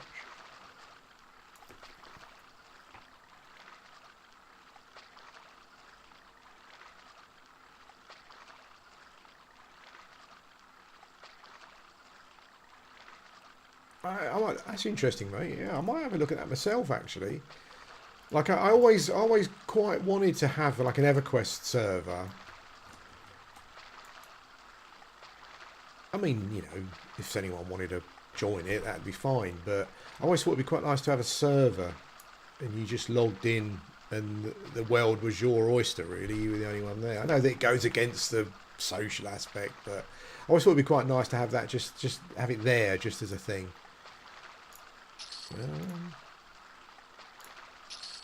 I'm not sure if it's because I don't have to buy any spells and stuff, but I've accumulated a lot of platinum on this character so far, just from killing stuff and selling stuff, basically.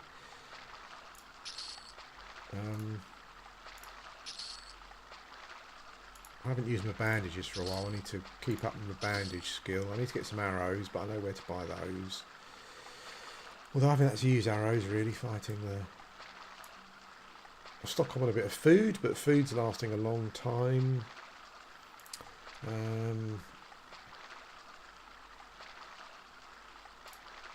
Let's have a quick look at the EC tunnel. No, nothing really there.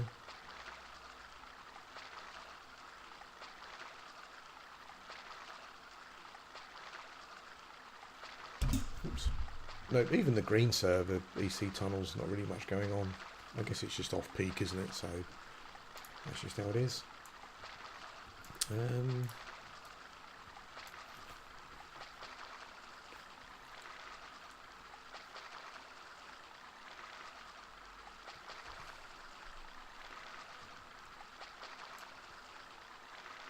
Right, bank. Okay. Let's put our money in the bank. I don't need to be carrying it around.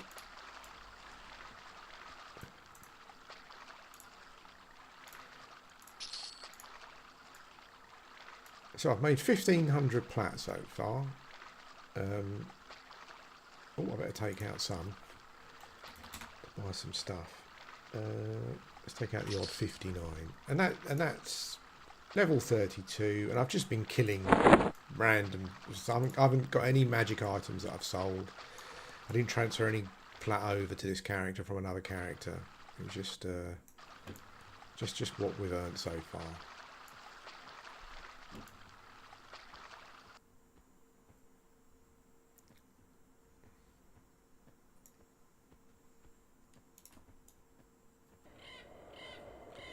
Oh, actually, let me have a quick look at the. I think I only got one skill left to learn, and that's disarm. But I don't think I get that until level 35. Let's check it out. Oh yeah, so disarm's the only skill left. Where are my other skills? I need to dodge, bash. Archery and bind wound I need to work on. Double attack, dual wield. All the usual. I wish the game would tell you when I riposte. There isn't a message for it, I don't think, unless it's like unless I have to change the hit modes to normal. I think I do riposte, but it doesn't say, you know, you riposted for however much damage or whatever it is.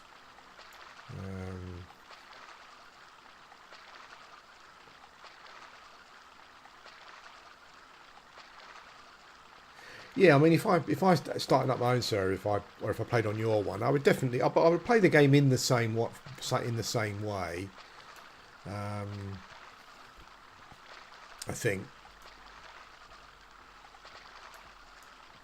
maybe I'd operate a healer, for example, if I was playing a warrior or whatever. But I would kind of want to interact with a healer as well to do the healing.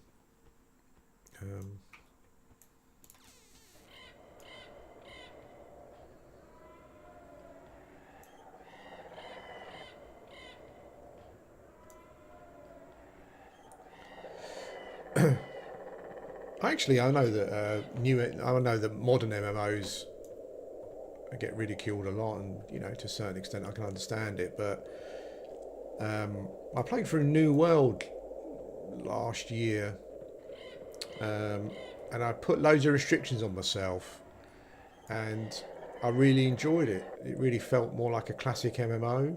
Like I just wasn't taking advantage of any of the stuff that you normally. That modern, you know, the conveniences that modern MMOs throw at you, and I really enjoyed it.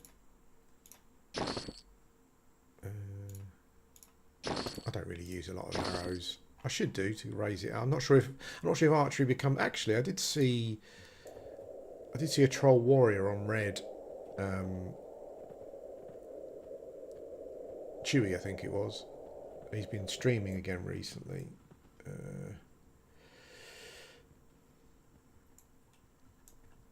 And he was he had a troll warrior and he was soloing ice giants, but he was kind of doing a combination of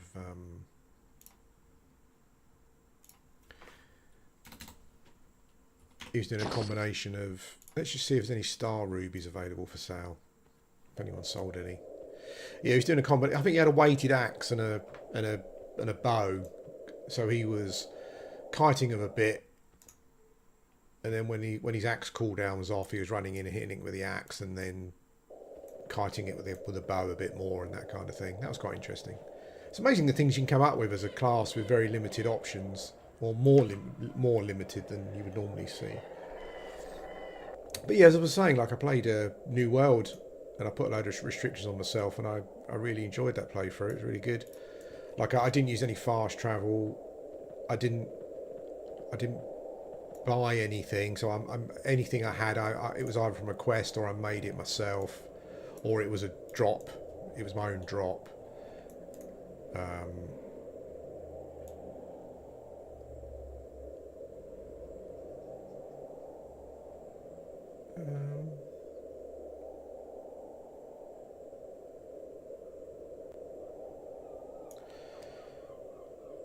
Nope. Let's have a quick look over here. Yeah, it was really good. It felt more classic MMO-y. Everything was a lot slower.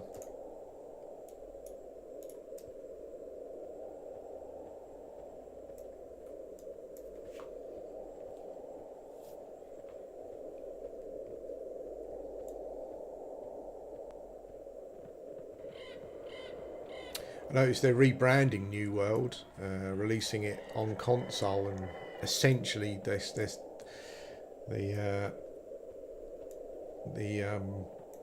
bump they've been putting out for it is now calling it an action RPG. It doesn't use MMO. It's quite interesting. I'm not sure how much the game is going to change or what it means for players currently playing the game, but yeah, weird. I guess I just need to.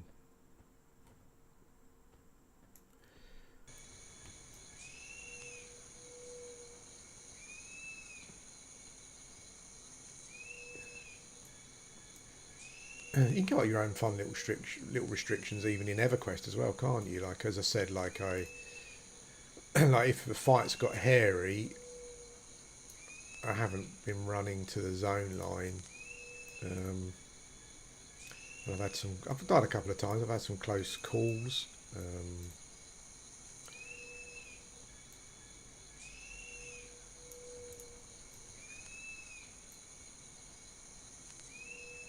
Yeah, I think I agree with you actually, mate. I mean, my paladin I think he's 29, and I'm going to go back to him.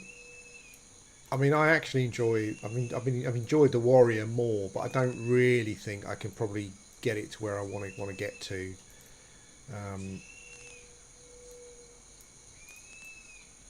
Maybe if I can get into a raid guild and I can casually raid a bit, it might be quite good. But as I said before, I guess in raiding guilds they've probably already got their warrior setup going, you know, and it's probably hard if there's a warrior to, particularly if you don't play as much, you don't raid as much, you know. But yeah, but paladins, I think you're probably right. Paladins, Shadow Knights. Paladin seems like a better dungeon crawler, although, you know, that wouldn't annoy any Shadow Knights, I'm sure. There's a couple of Shadow Knights I watch on YouTube as well, Wicked and what's the name? Is it a dark elf? There's a female dark elf as well, but they've got like best in slot, so they can sit there and face tank stuff. You know, it's pretty crazy. And there's legends of a paladin as well, who I can't remember his name, but who had all like best in slot stuff, and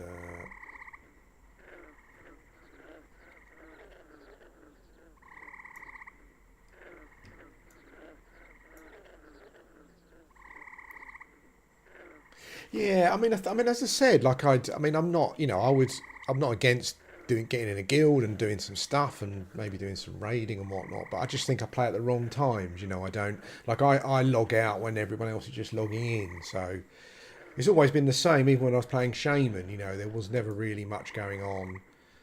Um,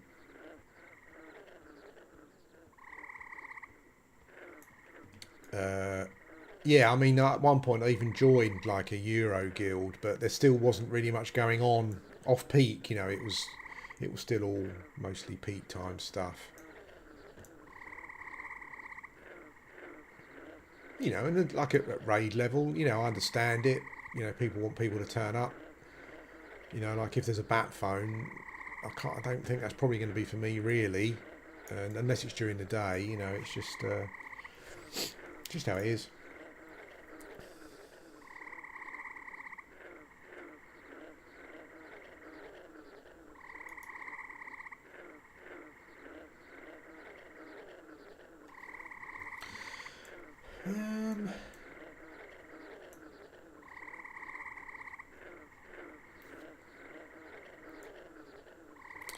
Now at level 29 or 30, I tried the Crocs in Kazakh,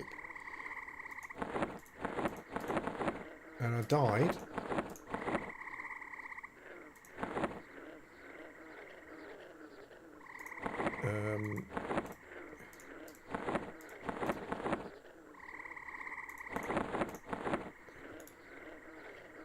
Sorry, I can't have arrows in one bag and then arrows in another bag.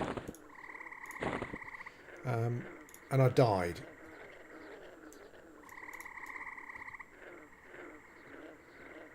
But we're 2 or 3 levels higher now. So it's got a great Zem. Should we go and die? Let's go and see if we can kill ourselves. I think there's the first Crocs. Well, the problem is you have to kill the ones leading up to the. Like when I was doing it before, I was thinking, why am I having to kill these mobs in the water? Why are they aggroing me? But of course, when I'd done it before, I was doing it on classes that had invisibility. And I was like, oh yeah, I haven't got that. Because I was thinking, why am I having to kill these mobs? I think I'm actually on the wrong side of the water, aren't I? Yeah. So I had to kill the ones in the water. What I was having to do is pull them back up the tunnel so I didn't drown to kill them. So that was quite fun. And then I eventually made it to the Croc tunnel. But there was... The first pull was a free pull, but I think one of them might have been a roamer. But obviously, I had no way of knowing if he was there or not. So I got 3, and I died. I tried to run, but it was a no-go.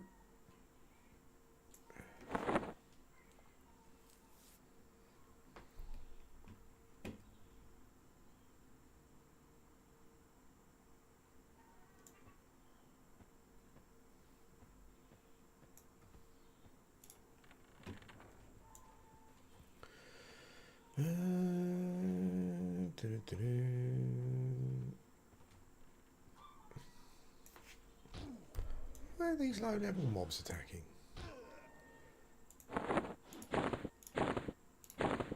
Why are broodlings attacking me? What the hell? Honestly.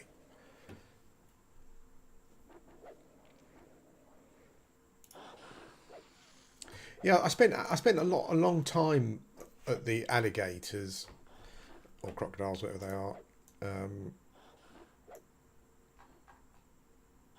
on enchanters and shamans. So it was easy to get there, and it was easy to set up the camp, obviously.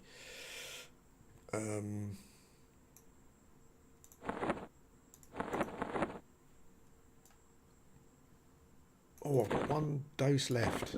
Okay. So this is a 1 hit. There we go.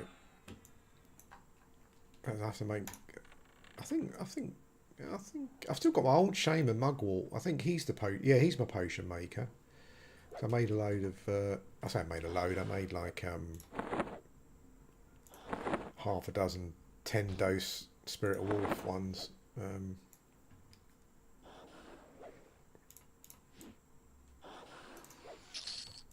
I could probably, I'm not sure, I can probably solo different areas of this place, maybe. I don't know. It might be a case of splitting camps by running to, you know, blasting a mob, then running to zone and stuff.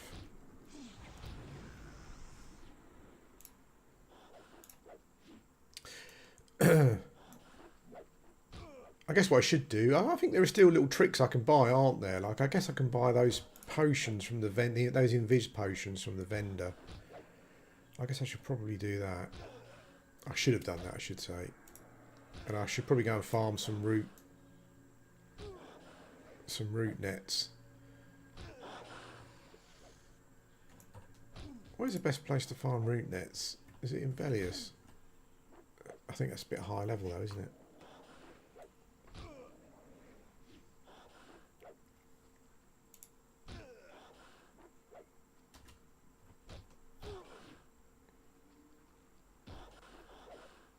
Critting the crap out of this bloke.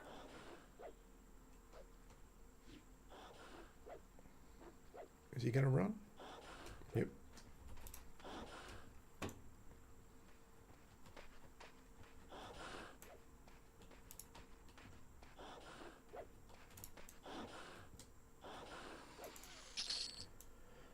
I think some of these guys drop a piece for... I think I've got that. I think that might be for a shaman totemic piece, actually. Okay, so what I'm going to have to do is pull the initial... I think I've got sow on, actually, so it means I'm swimming a bit quicker. So I need to pull these initial alligators, probably, up. Yeah, there's loads of them you have to get through just to get to the camp. I forgot. I was kind of thinking, I didn't have to do this before.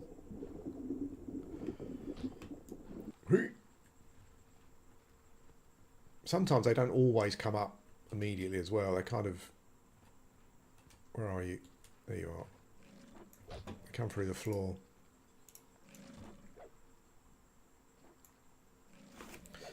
I got quite addicted to crits on the warrior. I really like it. Particularly when you're berserking and you get the crippling blows or whatever they are. I don't know what... I was keeping track... I was writing them down. I was keeping track of my...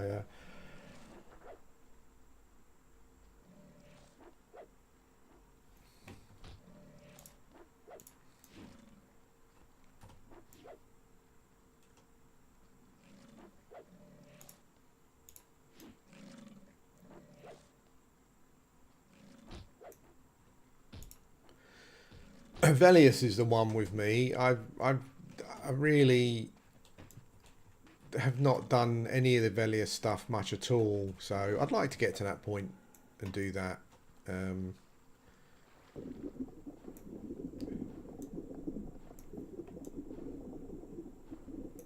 As I said, I might go there and farm some. I think a couple of those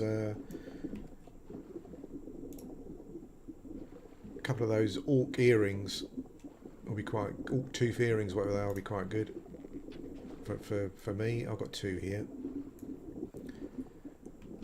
Sometimes you get stunned underwater. It's not fun. I don't know, mate. It's actually no, I don't think it's new. It's the only one that I remember anyway. I've got 2 here. I guess this will be a test for the camp. If I can beat these 2. Holy smoke. Hey Cypher, mate, how you doing? I've got 3. Oh god. Okay. Well, maybe we'll... I don't want to zone because I haven't got any more amp potions left. I should have made some before I came. We're just winging it, essentially. I'm not prepared.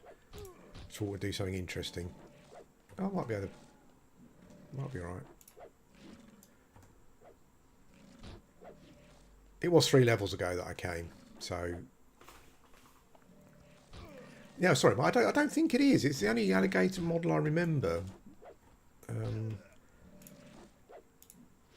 I don't have any of the new models turned on as far as I'm aware, so I should be checking these for mage things, shouldn't I?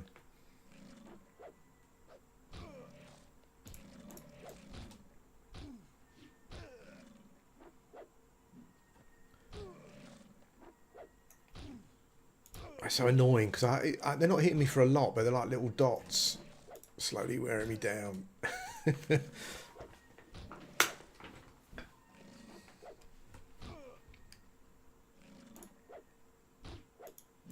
There's a good Zem in here though, so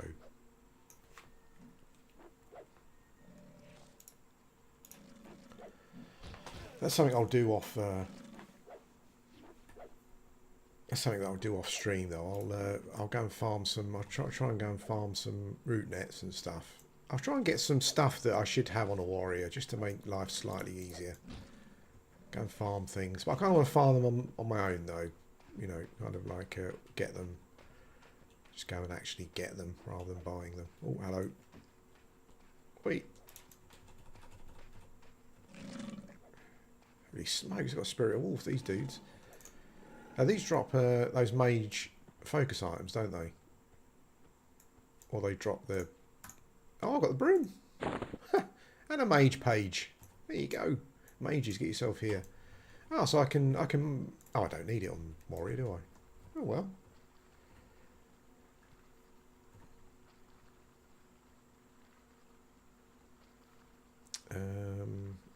Yeah, let's gain some life. So we got ourselves a broom. Cool. They used to sell for like 100 plat in EC. I don't know if they still do. What the head bob when I'm attacking? Yeah, it's a bit hardcore. I like first person generally the most, but.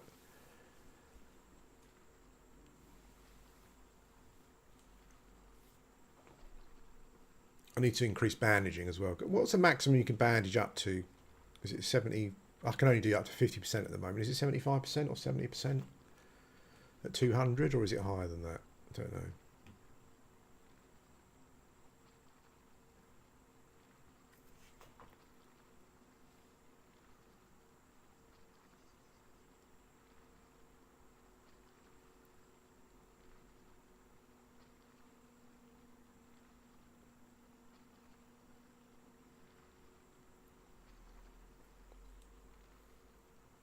Kashyyyk is one of those classic dungeons that has quite a difficult mob spread tier wise. So when I was in here a few levels ago, I was killing some greens and blues, and then I got jumped by 2 red mobs. Yeah, it's got that kind of thing going on.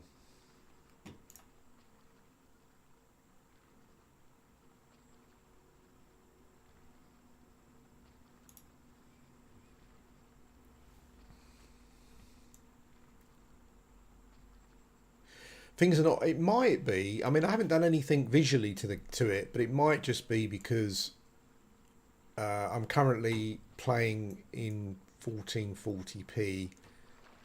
So maybe it's that. Like to me, everything looks pretty smooth. There's not much jagginess going on.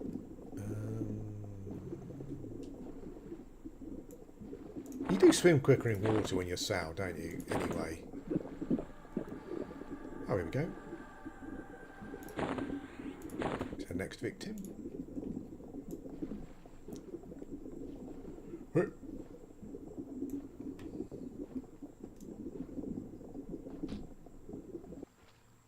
couple of times I got stuck in the water for some reason.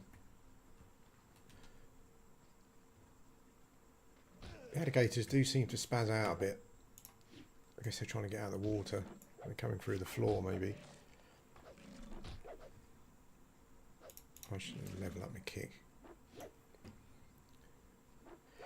Kick's a bit disappointing at the moment. I didn't expect it to be like a monk kick, but Yeah, I expect it to be a bit more than that. What was I going to? What actually? What we was talking about earlier is someone. Wizard, did you say that there was a? You've seen a.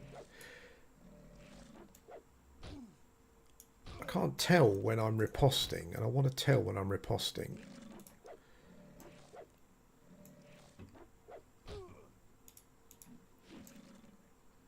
So maybe if I set critical hit 15, honestly. I know it's random, but holy smokes.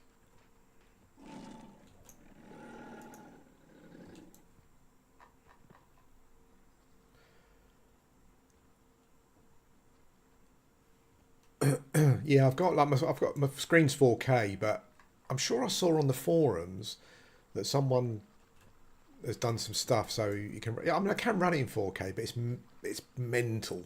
It's just. But I think someone said they did something to the UI. Maybe I need to check it out. I don't know. For any aspiring warriors, though, I have to say that the staff of battle, like, it costs. I think I don't know how much it costs. A couple of hundred plat, 300 plat or something. It's an amazing weapon. Like, yeah, get yourself one of those.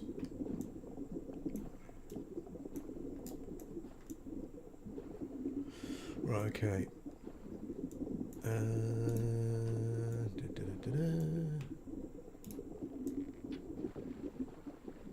Yeah, I'm not gonna. I was just thinking to myself, should I kill it in the water? That's just asking for trouble, isn't it?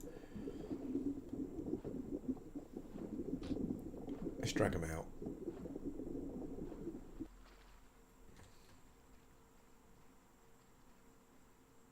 Oh, where are you? Where are you going? Hello?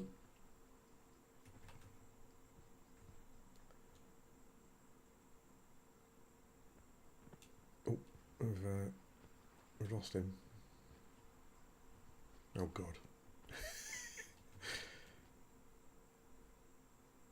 I'll have to zone it.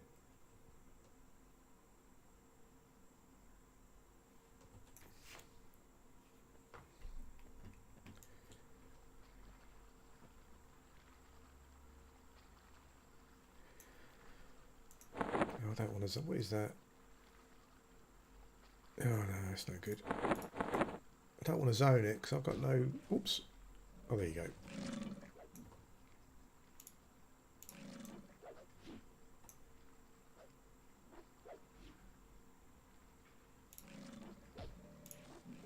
I think I said it before, but I like the fact that my Ogre slam, up increases bash level.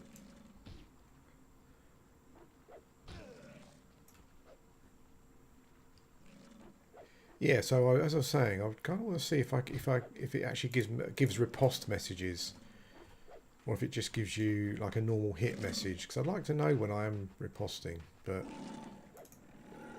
having never had a class with riposte before, I've no idea. Riposte, if you want to pronounce it. Yeah, he got lost for a bit, didn't he? Okay.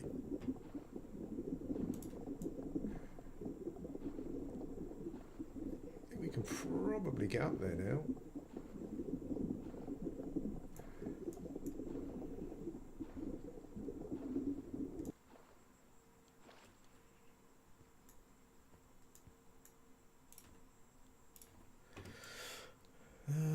Right, so is this a free pool?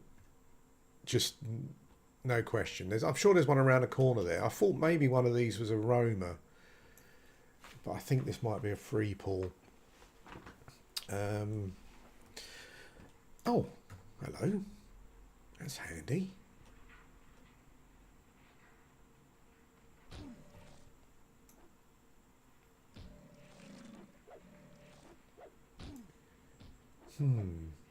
Is he going to run? Probably. Where's he going to run? In the water, maybe that way. I don't mind if he runs that way too much. I think these guys are higher level than the ones in the water.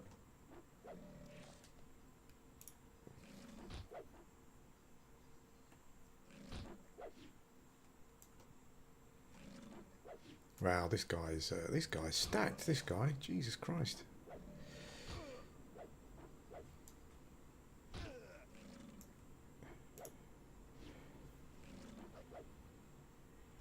What I've noticed playing even a warrior, like, but on a paladin as well, is that you get so many misses, lots of misses. It can get frustrating sometimes. Oh, that was a nice double hit.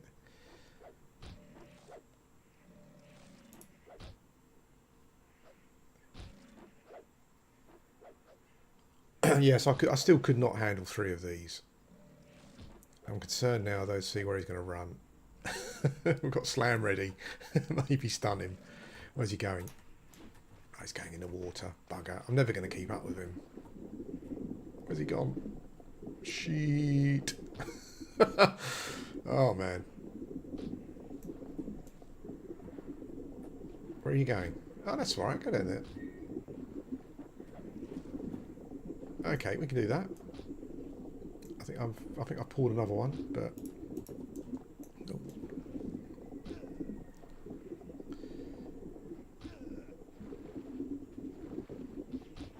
Where's he going? Oh man. That was, I think we'll have to zone. Maybe maybe once he's sheet. Maybe once he's it is, mate, yeah. We'll have to run for the zone. I think once his hit points go back up to sort of 25%-ish or something. Come on, Bob, you've got attack turned on, you moron. There's 3.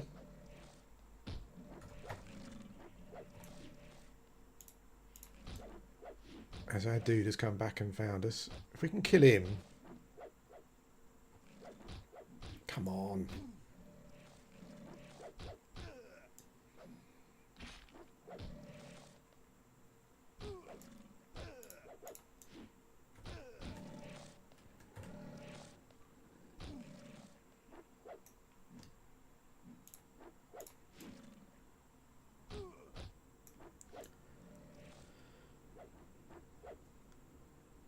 Just keep missing.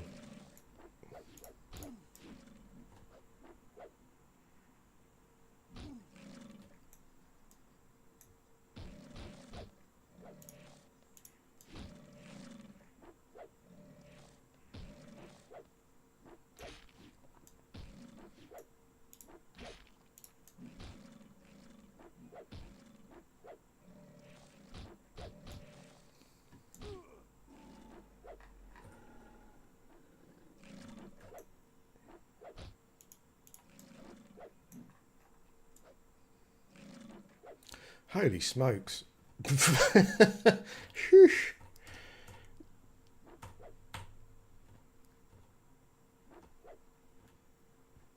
don't think it works anymore, mate. No, I think they stopped it. Wow. Okay. Whew.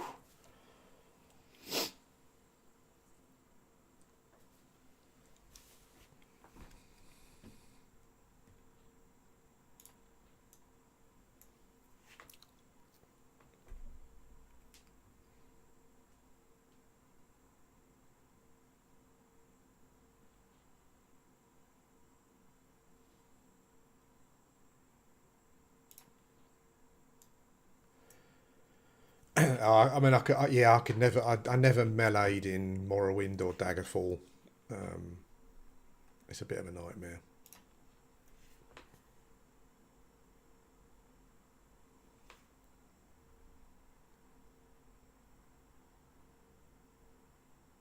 That's not quite true. I think in Morrowind, I use paralysing weapons quite a lot that proc like paralyze and stuff. That was.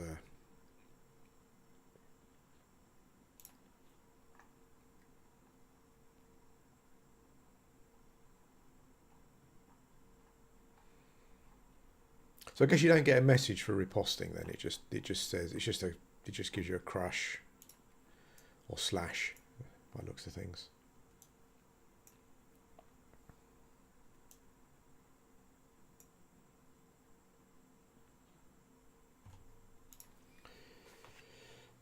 Oh, not strictly solo, mate. Particularly, no, not at all. No, I'm just how it is. Just what I'm doing at the moment. I was over in the Karanas.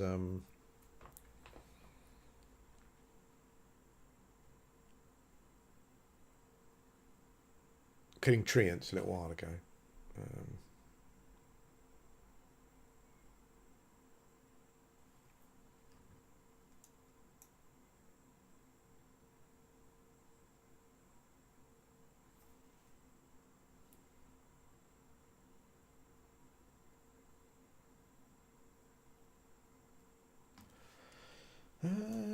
Right.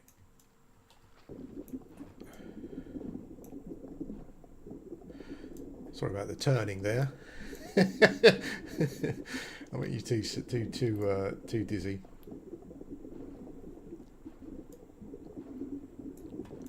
Let's get up here. I'm not sure when they're going to start respawning. It's probably like 19 minutes or something. No, I'm on blue actually.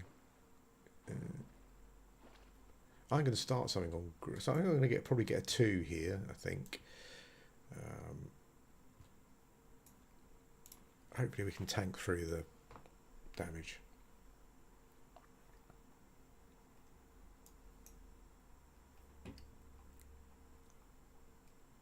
Yeah, I've got a 178 there. I got a double that was over 100. Got a double hit that was over 100.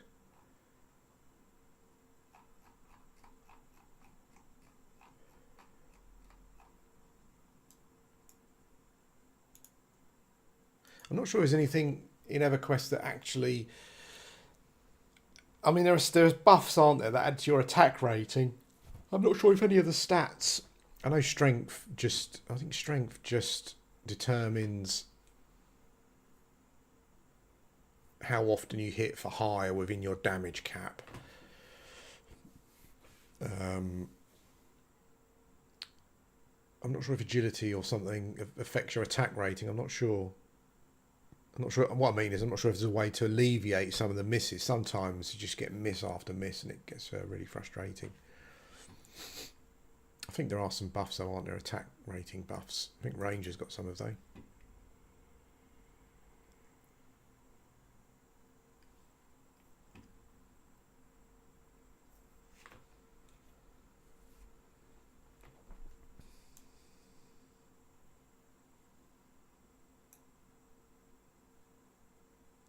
I'm sure there also used to be one that would kind of roam through the wall or something.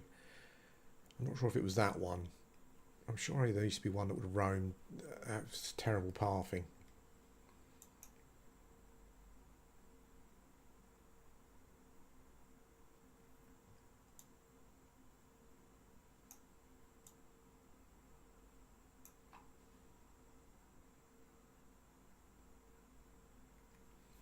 The other thing, of course, quite interesting about playing. I'm so spoiled. I've only ever played classes with gate and what have you. But yeah, playing a class doesn't have gate. You've of course got to fight your way out again, which is makes it even more interesting.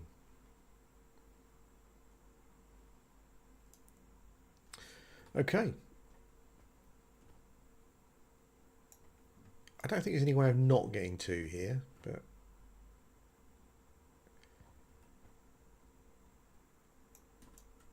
Try and facepult.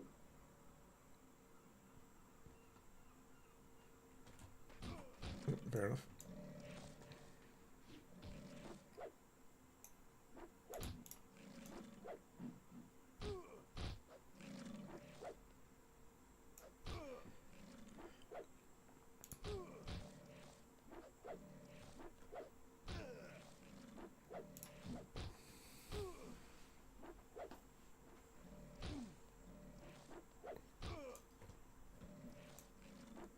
The alligator riposted then.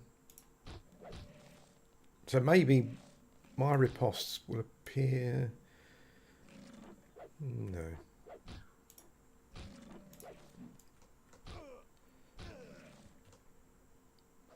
$62 got hit for there. Holy smokes. Come on.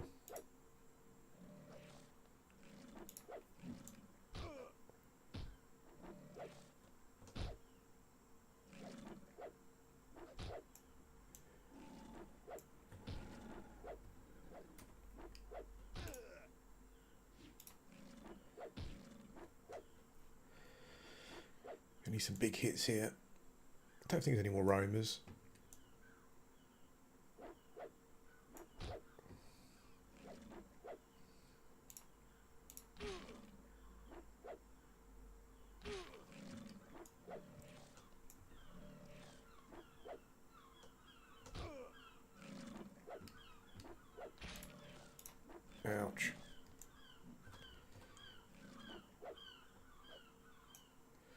His max is 62 and he's maxing me a lot. I don't think warriors suffer from those issues that you get past a certain...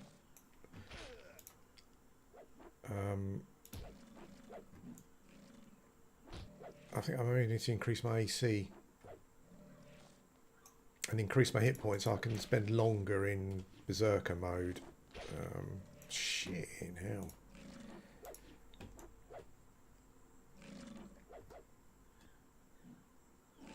Whew.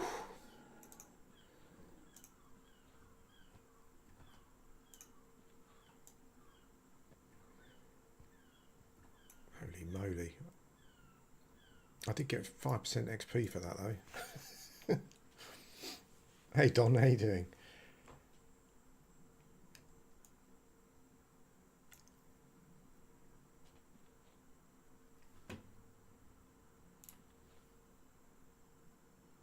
Yeah, well, I'm kind of trying. One of the things I'm imposing upon myself is to not run. But I should have done. I don't really want to die as a warrior there because corpse recovery is going to be a bloody nightmare. But we did it. We got a few good hits in towards the end.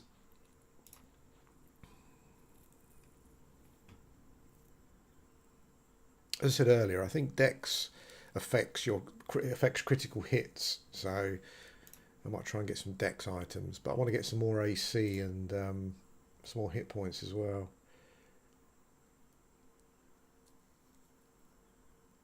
No, it's all dead. It's all dead in EC cam.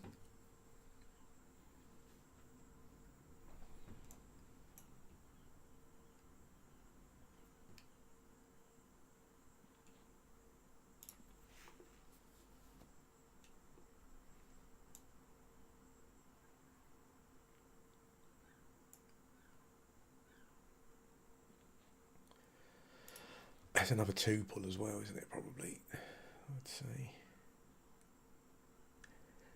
Yeah. I think I at least need to run and die near the tunnel. Like dying here, then having to go through the alligators again naked would just be bloody horrible. That's probably going to be a 2 pull, I guess. I'm not sure where that Roma spawns.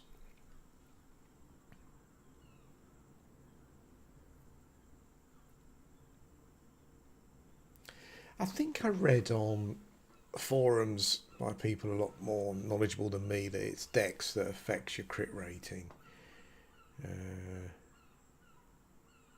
I'm on blue, mate. This is on blue.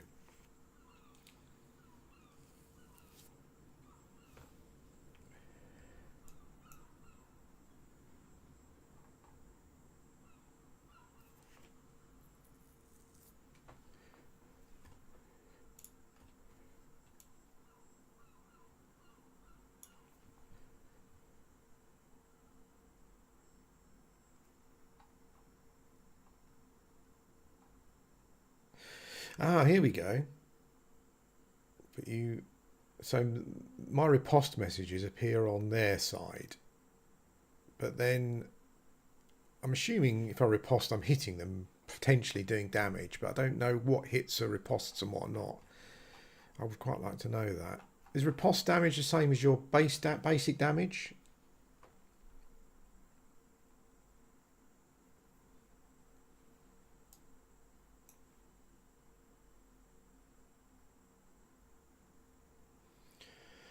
You can come and buff me if you want, mate. Yeah, honestly, I'm not against buffing or anything like that. I'd gladly take a buff or two.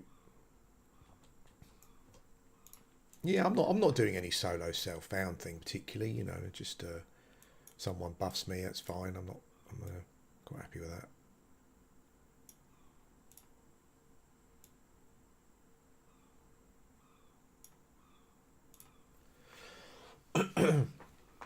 Ooh.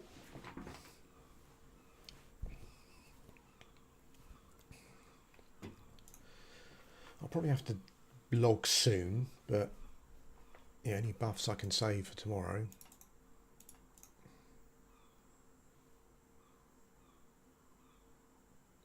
Yeah, yeah. I guess it kind of. Yeah, I knew about the procs. I guess it kind of makes sense, doesn't it? Because it's like procking your critical hits, I suppose.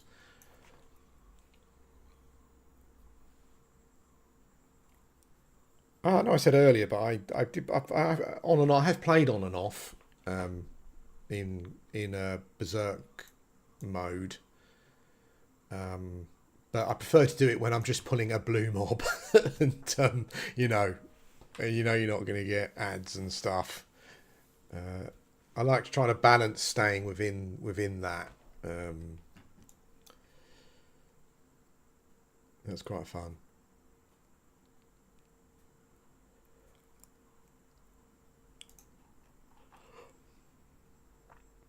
I definitely need to look around for some, just for some. I think I saw someone say it the other day. Like I think the thing that appealed about the warrior quite a bit is like kind of like the spell blade kind of thing, where you know.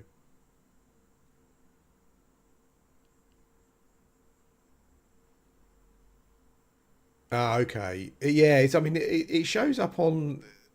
So, an alligator tries to bite you, but you riposte. So it's showing up on the mob damage side, but yeah, but I'd really like it if it said you riposted the, if that's even a word, an alligator for how much damage. So yeah, I guess I'm getting a little free. It's just coming up as a crush or a slash, I guess, because that's the weapon that I've got.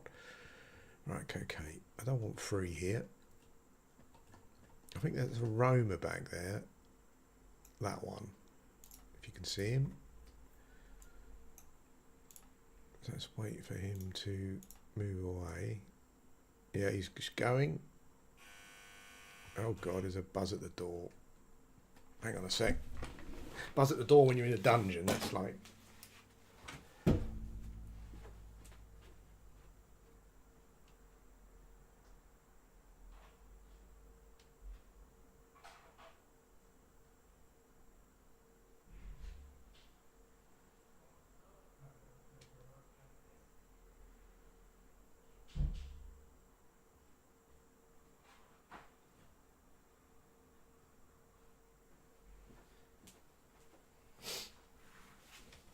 Okay, that was Amazon, because I think essentially... Oh, no worries, mate, thank you. Yeah, because the only people that generally knock at our door are Amazon, sadly, and Just Eat, essentially. Okay, here we go. I should have put a timer on for the respawns, but we're not doing that.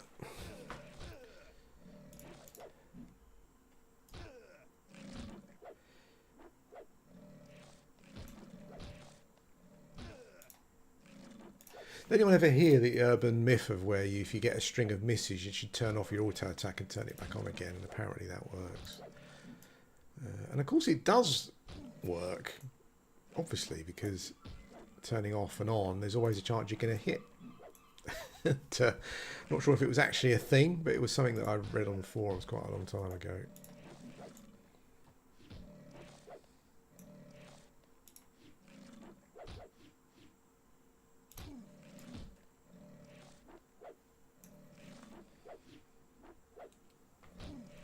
I didn't open the package actually. I can't even remember. You know when the package turns up, you don't even remember what you ordered. Of course, my wife could have ordered it as well. So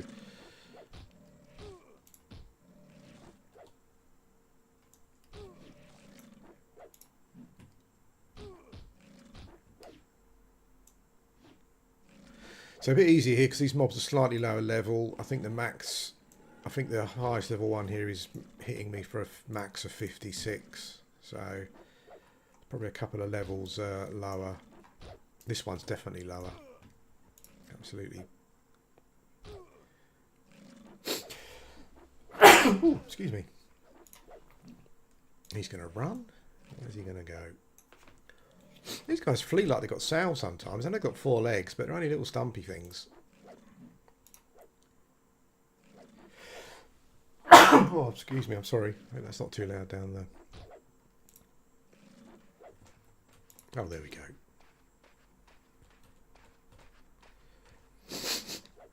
That's the other fun thing as well, isn't it? Where you got a fleeing mob and you just keep missing. It's Howdy, mate. How you doing? Oh, a nice bit of half-elf action going on there.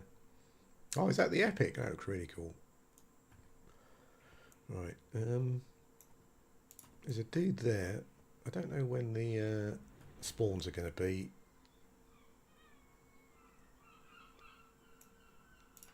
Blimey. I think these are 2 roamers here, if I can remember. I spent so much time here as an enchanter and as a shaman.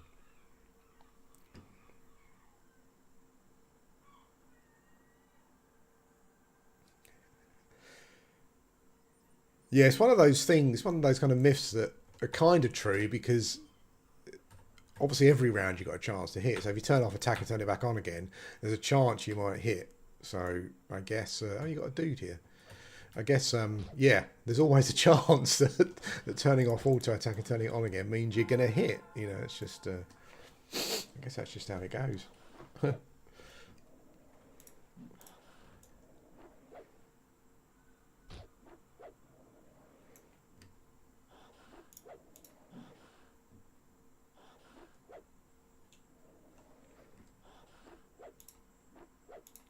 I definitely want to try a bard at some point, but I think at the moment, my head mostly feels like it's full of cotton wool. It felt a bit too active, a bit too much going on. So I'll probably give it a go, kind of, at some point when I'm feeling a bit more high IPM, it feels like.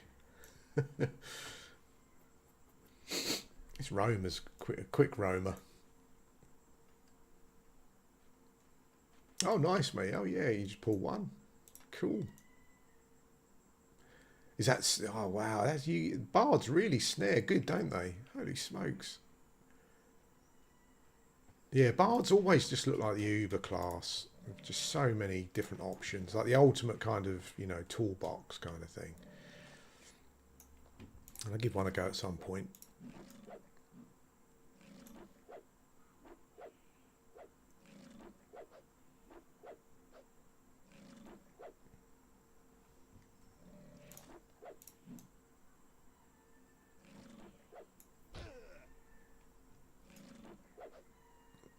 Yeah, it kind of got everything going on.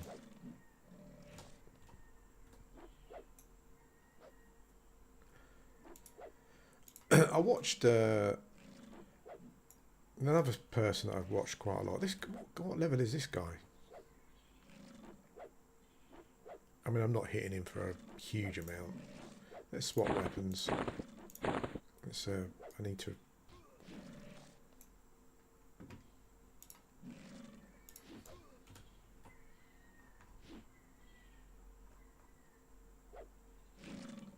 Oh, that's a big hit.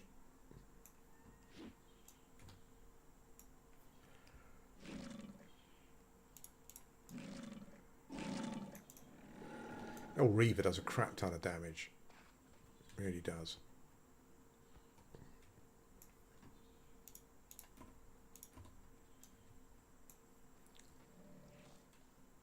I watched, I think it was Suggs on Twitch, doing some silly, oh, here we go, doing some crazy stuff with a bard, but it looks like it looks stressful. Like, he was charming. He killed a mob in Howling Stones. Like, he killed a named in Howling Stones, I think it was. Yeah, and it was it looked quite hairy. He looked like he had a lot of good gear. It was quite hairy still. He managed it, but it was a lot of inputs, a lot of swapping, changing around and stuff.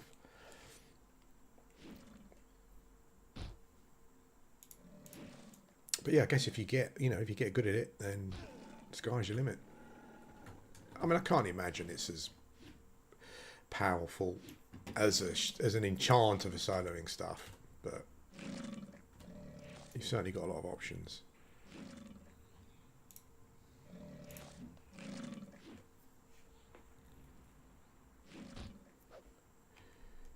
Yeah, what he was doing,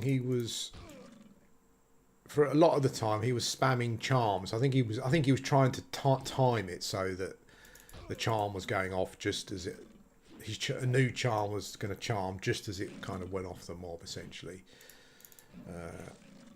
which seemed like quite a difficult skill.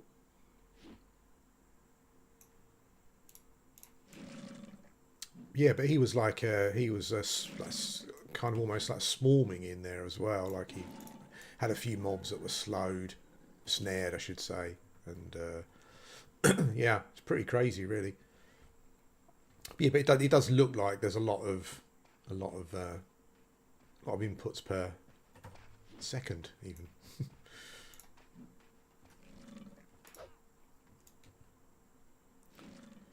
I liked them as well because they just seemed like quite cool quests to go after. I think going after instruments as equipment again adds another dimension that I've never really done before.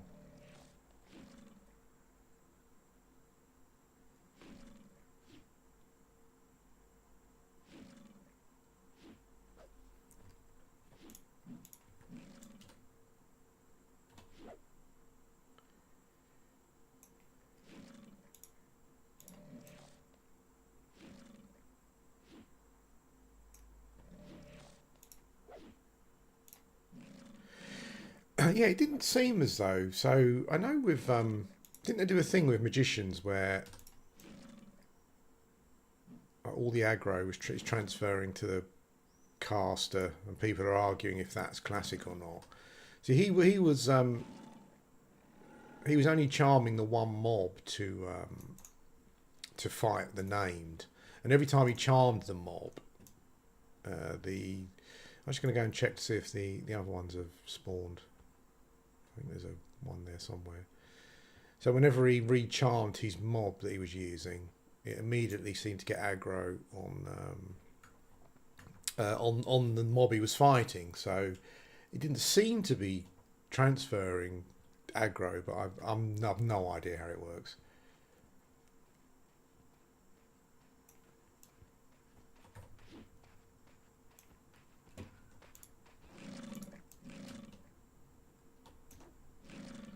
The damage thing is weird with bards. I mean, I must be mistaken, but I thought at one point during the timeline they were kind of put on like warrior damage tables, but like they don't get double attack or dual wield, do they?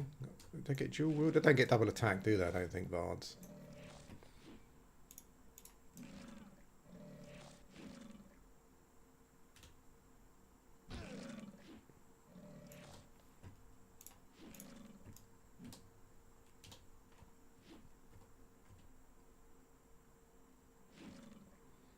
I guess as well, like, you know, as a bard, you probably don't get a weapon like a reaver, you know, to kick out the damage. Oh, you get double attack. Oh, okay. What are they on? What damage table are you on? I'm sure I heard somewhere at some point it gets put on the warrior one, but maybe that was a mistake. I guess it must be a weapon thing, you know, because reaver is tank only, so you can't use that.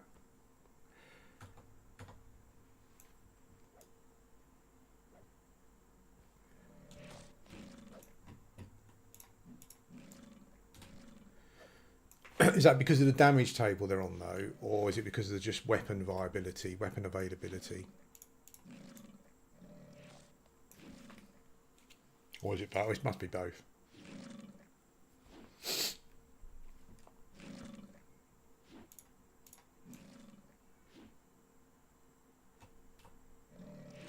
I think a lot of the veteran players on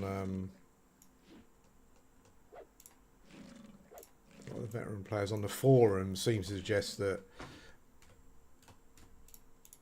one-handed damage is really not up to scratch anymore. You need to be two-handing for DPS. I'm not sure if that's I think it gets to a point in Velius, doesn't it, where the two-handed weapons are such, like the damage delay ratio is pretty much I think like the Reaver is like 40-40, so it's like 1 for 1 in that respect.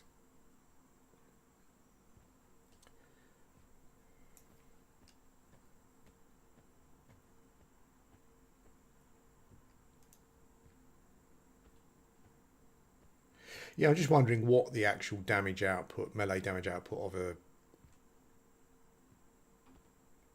of a bard is, like technically, like is it low because of weapon choice, damage delay ratios, or is it low? Can bards use two-handed weapons? I don't know actually.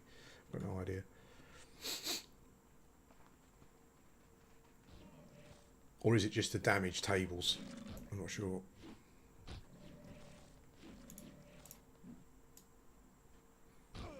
Oh, hello.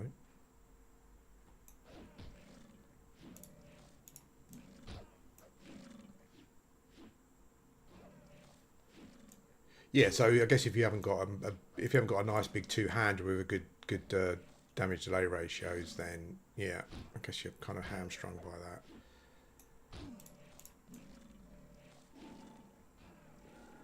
But you got all the tools, I guess. That's the payoff.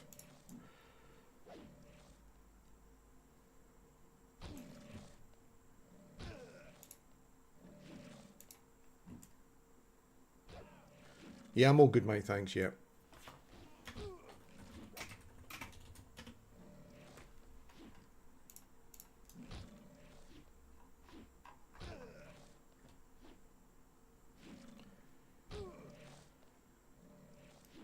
Okay, yeah, so I guess that makes sense. I know that on the forums, like a lot of the old veterans say that when they've leveled paladins and warriors and stuff recently, that they stop even increasing their one-handed skills after a certain point. I think they talk about upgrading to is it an Arandi's Lance at level 55 or something?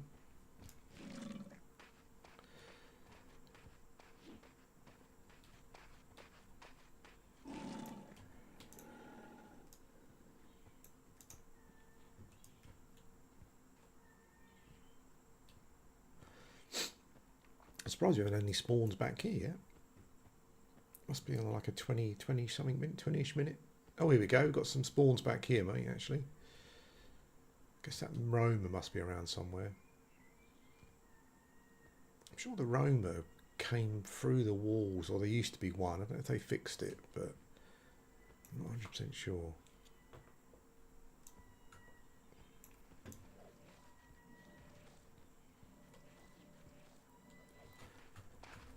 He's about to be a spellcaster, is he?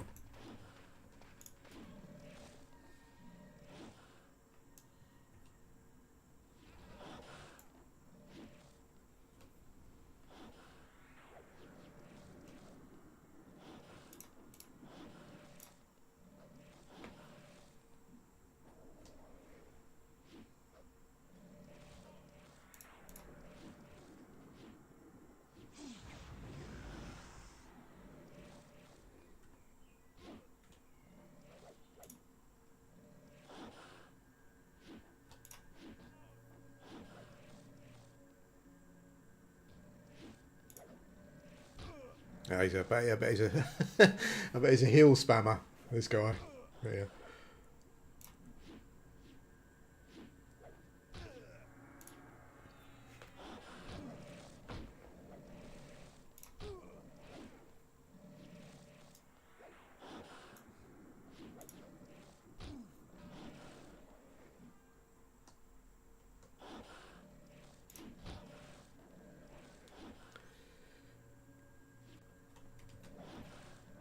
There were mobs in and also you like a proximity healing as well. When I was in the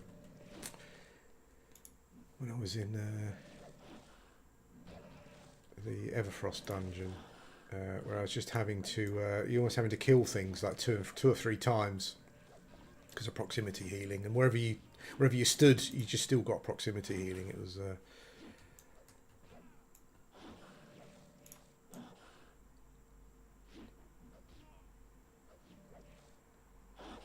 Holy smoke. Well, he was an even con. So, are you okay there, mate? Let me know if there's any problems and you need to run or something. So I can pull one off. No.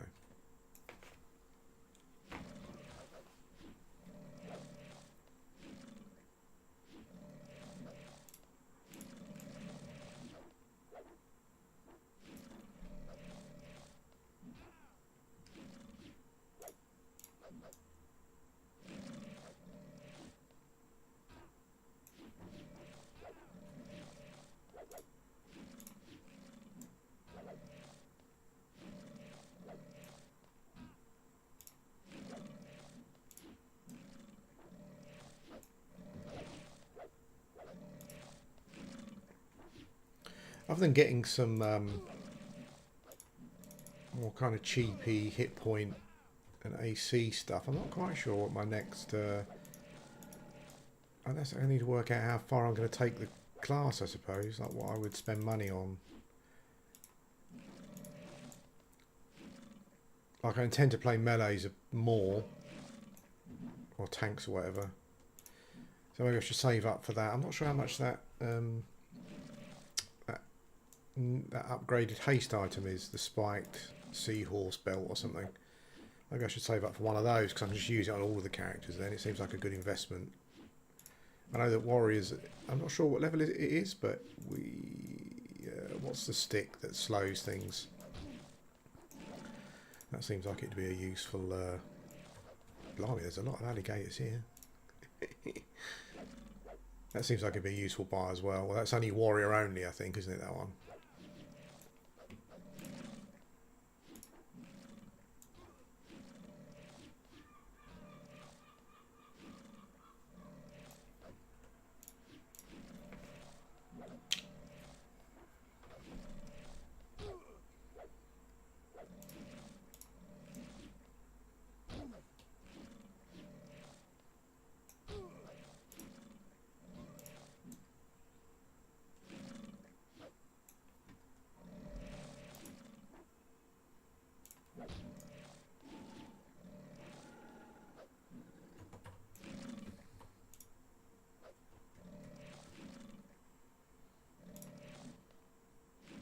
Quite a distinct difference in these mobs to the mobs in South Karana. Like my kill rate is slower. Kill speed is slower, I should say. Which obviously, you know.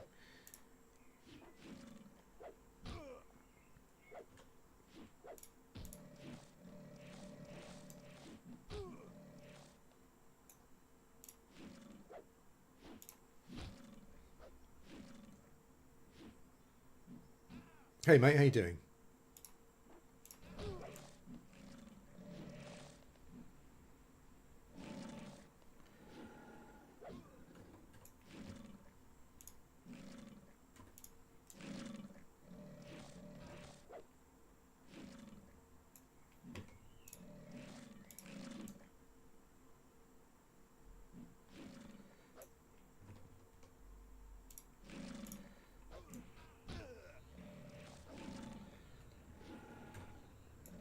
I think you're on the last one.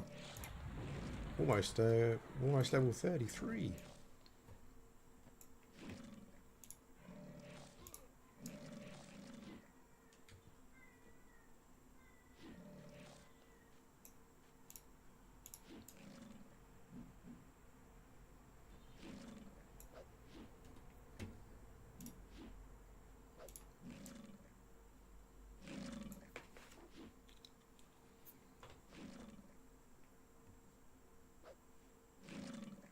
Hey mate, yeah, I'm doing good, thank you. Yeah, I've been spending a little time behind the scenes, just leveling up a warrior and a paladin. I think I did a video with a paladin, didn't I?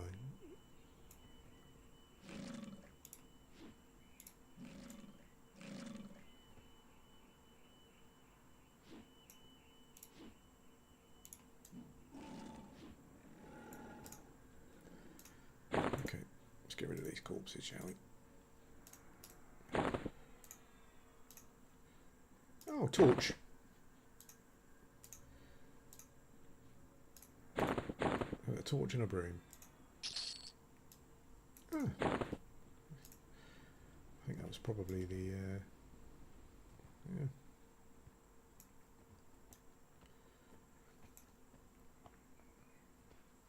Yeah, I'm a big fan of the Karanas. I spent so much time there,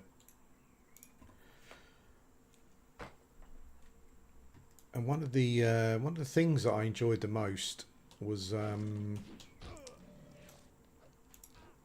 like working out from, I can't remember what shaman it was on. I think it was on Rune probably, but working out from scratch the spawn for it was only for the totemic quest, like the named treant that spawns, and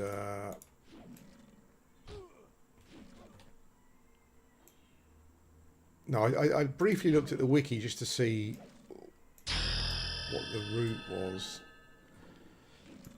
But then I kind of went around and I was like following these mobs to see what way they pathed and where they went, where they stopped and all that kind of stuff. And I used that information and I started killing the ones that I needed to be killing, and then eventually got into Scrizzle, I think it was, eventually got into Spawn. That was really cool doing that. So that's the sort of things, those are the sort of things, it's amazing, isn't it, how MMOs don't have those things anymore. Just like zones where you can spawn mobs, and the mobs only spawn once certain criteria have been met and you've done certain things, whatever it may be. It's I've got one back here, mate. It's, yeah, we just you don't seem to have that complexity. And I understand it's probably difficult to, you know, program, create, or whatever, but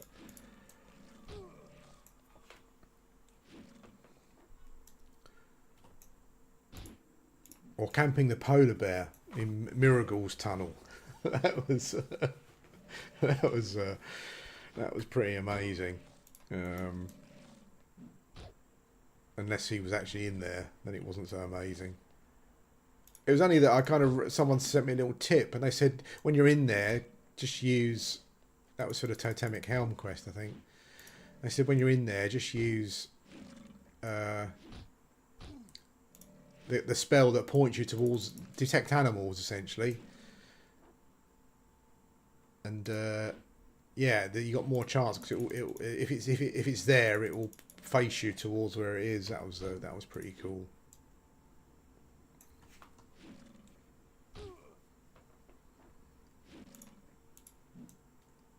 He was a big boy, that one. Kept hitting me for max as well quite a lot of the time.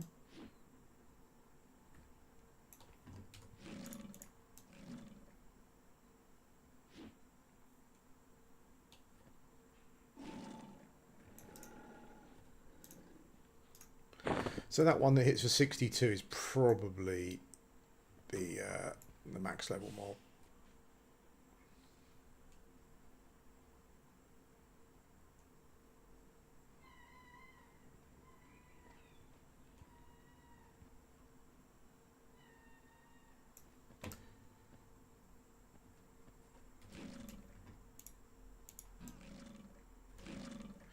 Yeah, there's not enough mystique, I don't think, in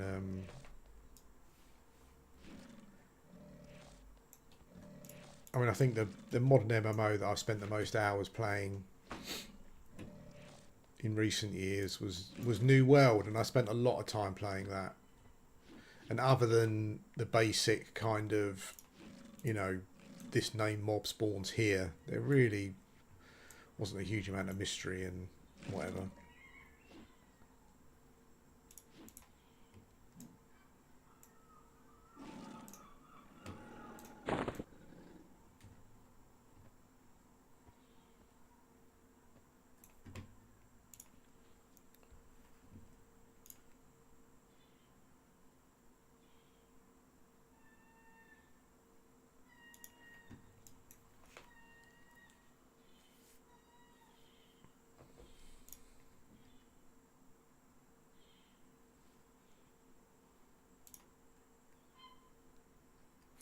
Anyway, I think I'm going to have to go get my backside out because I've got a bit of housework to do. I think I'm responsible for dinner this evening. Thanks for helping me out, mate. That's much appreciated. I don't think I'll stay here. I think I'll get my way to the exit.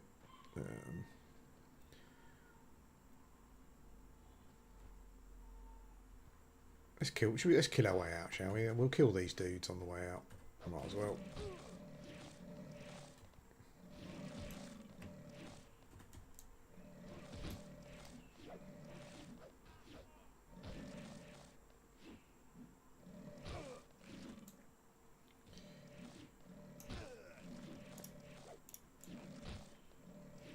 Yeah, I played a fair bit of it. No, I'll be fine, thanks, mate. I'll probably just log outside.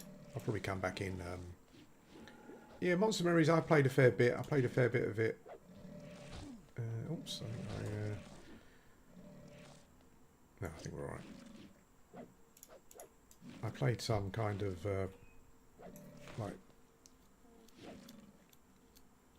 outside of the public tests as well. And yeah, I mean, it's got potential. I think it's the one that we're most excited for, but I don't want them to see the same mistakes that we're seeing with the other games. You know, let's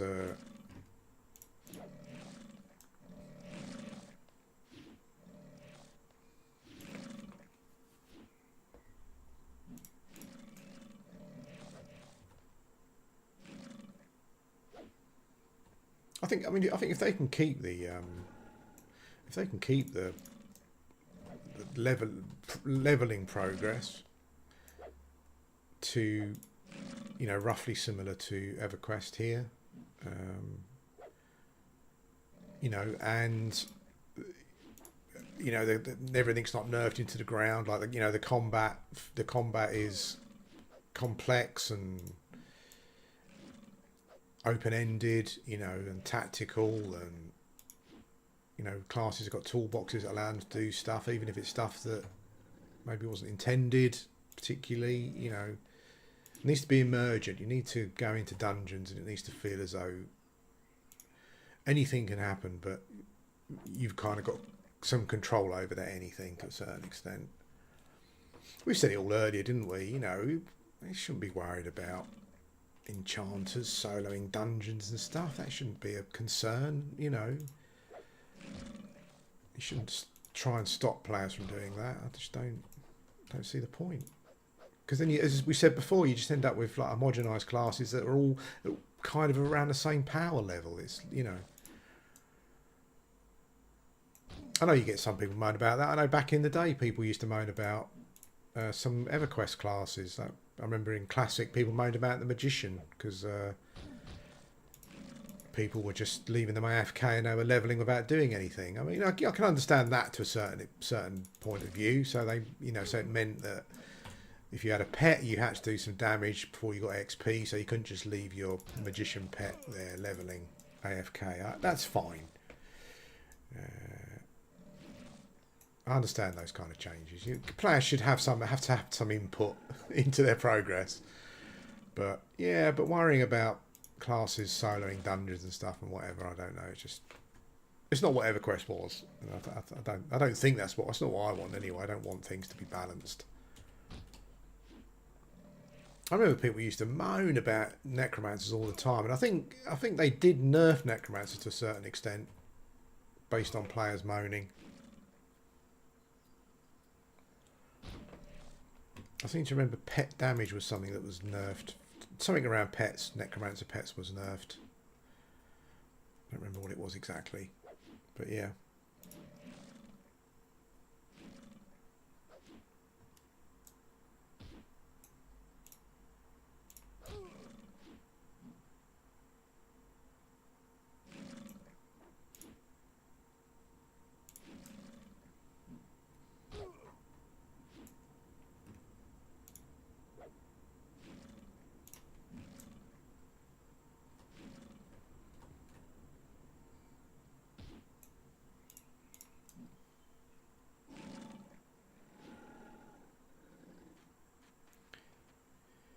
Yeah, I never got into EverQuest 2 at all. I did play it when it originally came out, but it did. I don't know why, but it did absolutely nothing for me. I mean, I don't think it's like classic EverQuest, really, is it? Particularly. I'm just going to swim out the tunnel, mate, so I don't drown. So I'm pretty slow getting stunned underwater. I'll get out the water, then I'll fight these dudes. I did die in the water once when I tried to break the camp before. I kept getting stunned underwater, and I died. Oh, here we go. Got some big action.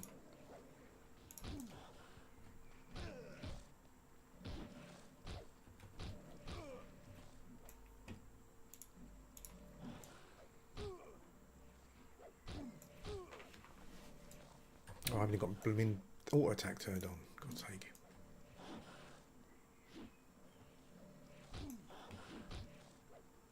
Ooh, that was a nice big hit there. I do like seeing the big hits on the warrior.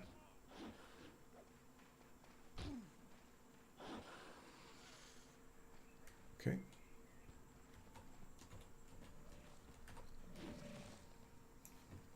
Let's get that warder because he's a caster, isn't he?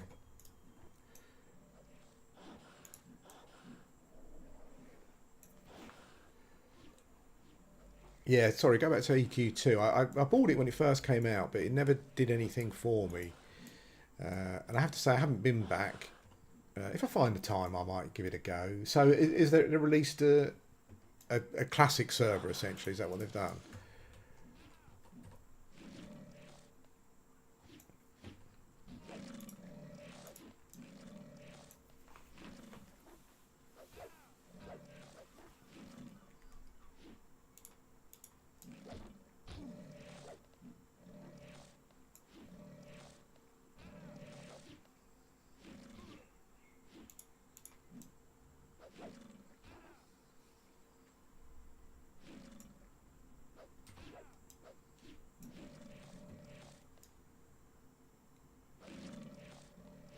I definitely think there's a place for modern MMOs. I think, as I said earlier about New World, I think if you can certainly play them in a certain way that feels more classic and more challenging.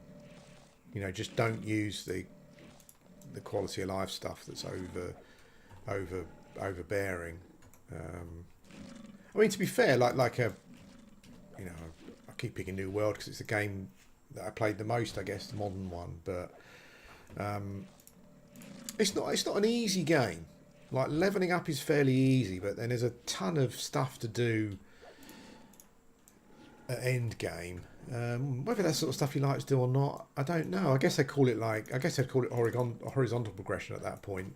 But yeah, the thing with what got me with New World was, like, I loved going around gathering and opening chests. It was like they'd come up with this drug. It was the new Evercrack, like opening chests and stuff. I just got this little hit every time because you never knew what you're going to get. You might get that epic that's worth a load of cash. Even when you were gathering, you know, you might get that epic resource that, you know, that was crazy. And I know that the current trend in the modern MMO, in modern indie MMOs is for the gathering and stuff, but they don't really have that dopamine here, I don't think. Right, I'm going to zone now. It does get very grindy, and not in a particularly good way, I don't think. I don't know why these guys are still aggroing. Proper aggressive.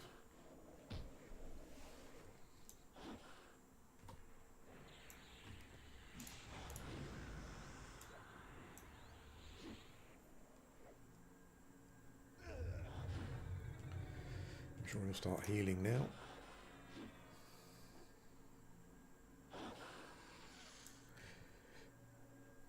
I think, like most games, unfortunately, what they've done is that they've made New World, they've made it less and less grindy, I guess. Whether that's a good thing or not, I don't know. What I didn't like about New World Endgame, and I don't like it about any games like this, is stuff gets time locked. I don't like stuff being time locked. So you can only do this like once per day, and then you have to wait for the next day to do it. I'm not a fan of that kind of stuff. Oh, there we go. And that's what it was a lot of. I think they've made it easier. To get your item level up, though. At end game, made it easier to do.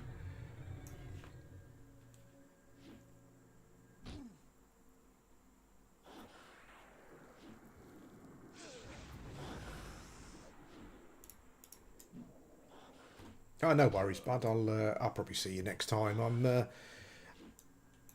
Oops, I wasted my slam, and now I'm looting. God knows what the hell's going on here. I've lost control. Oh dear. I do intend to stream more and do more videos with. Although it might seem like not.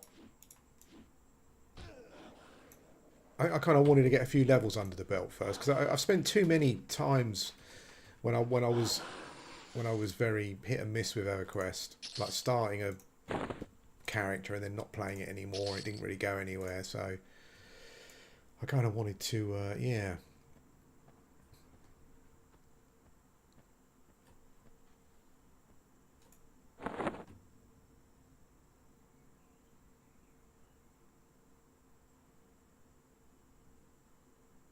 Yeah, I mean, again, I guess I think EverQuest got it right. You know, I mean, I think you should have to camp mobs and stuff and that and yeah, and I like the way EverQuest does it in a sense that you know, you camp a mob, you know when it's going to spawn, and it doesn't. But it doesn't always have what you want. I think that's the way of doing it. I'm not so keen on the time locking general gameplay stuff behind. Like I think in New World, like when you were, I think you could make you used a crafting table thing to make some things to make some items, and you can only do it a certain amount of times a day. I don't like that. It's not. I'm not a big fan. Anyway, I've got to go. Thanks, Cypher, for coming and helping us out there, mate. That was much appreciated. Oh, hello. Oh, some riot dudes. Look, are they going for a raid? Oh, I guess they must have teleported in, did they? Oh, I wonder what's going on. I wonder where they're going. Hey, look at all these dudes. I like to see guilds running around doing stuff. It's always exciting, isn't it? Huh? I wonder where they're going. I've got no idea where they're going. Oh, Flame of Fear's just near here, isn't it? Has that just popped or something? Or anyway, good luck, Riot. Whatever it is you're going to do. Thank you, guys. It's Friday tomorrow, so I think I'll probably stream again tomorrow. Either we'll stay here, or we will move to a different spot. I'll probably do some research if I can find a spot. I'd like to faff around with staying in berserk mode, but I don't really think I want to do it in there. That's asking to die, essentially. I might run over to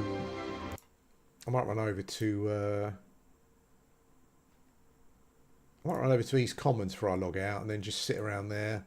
I might run over to East Commons and just stay logged in, see if anything pops up that I can buy. I'm not sure if I'm going the right way about it, but I just think on the forums they say hit points and AC, just stack as much of that as you can on a warrior. So that's what I'll do. And then maybe I'll try and save up for a better haste item. Anyway, guys, thanks for watching, and I'll speak to you again soon.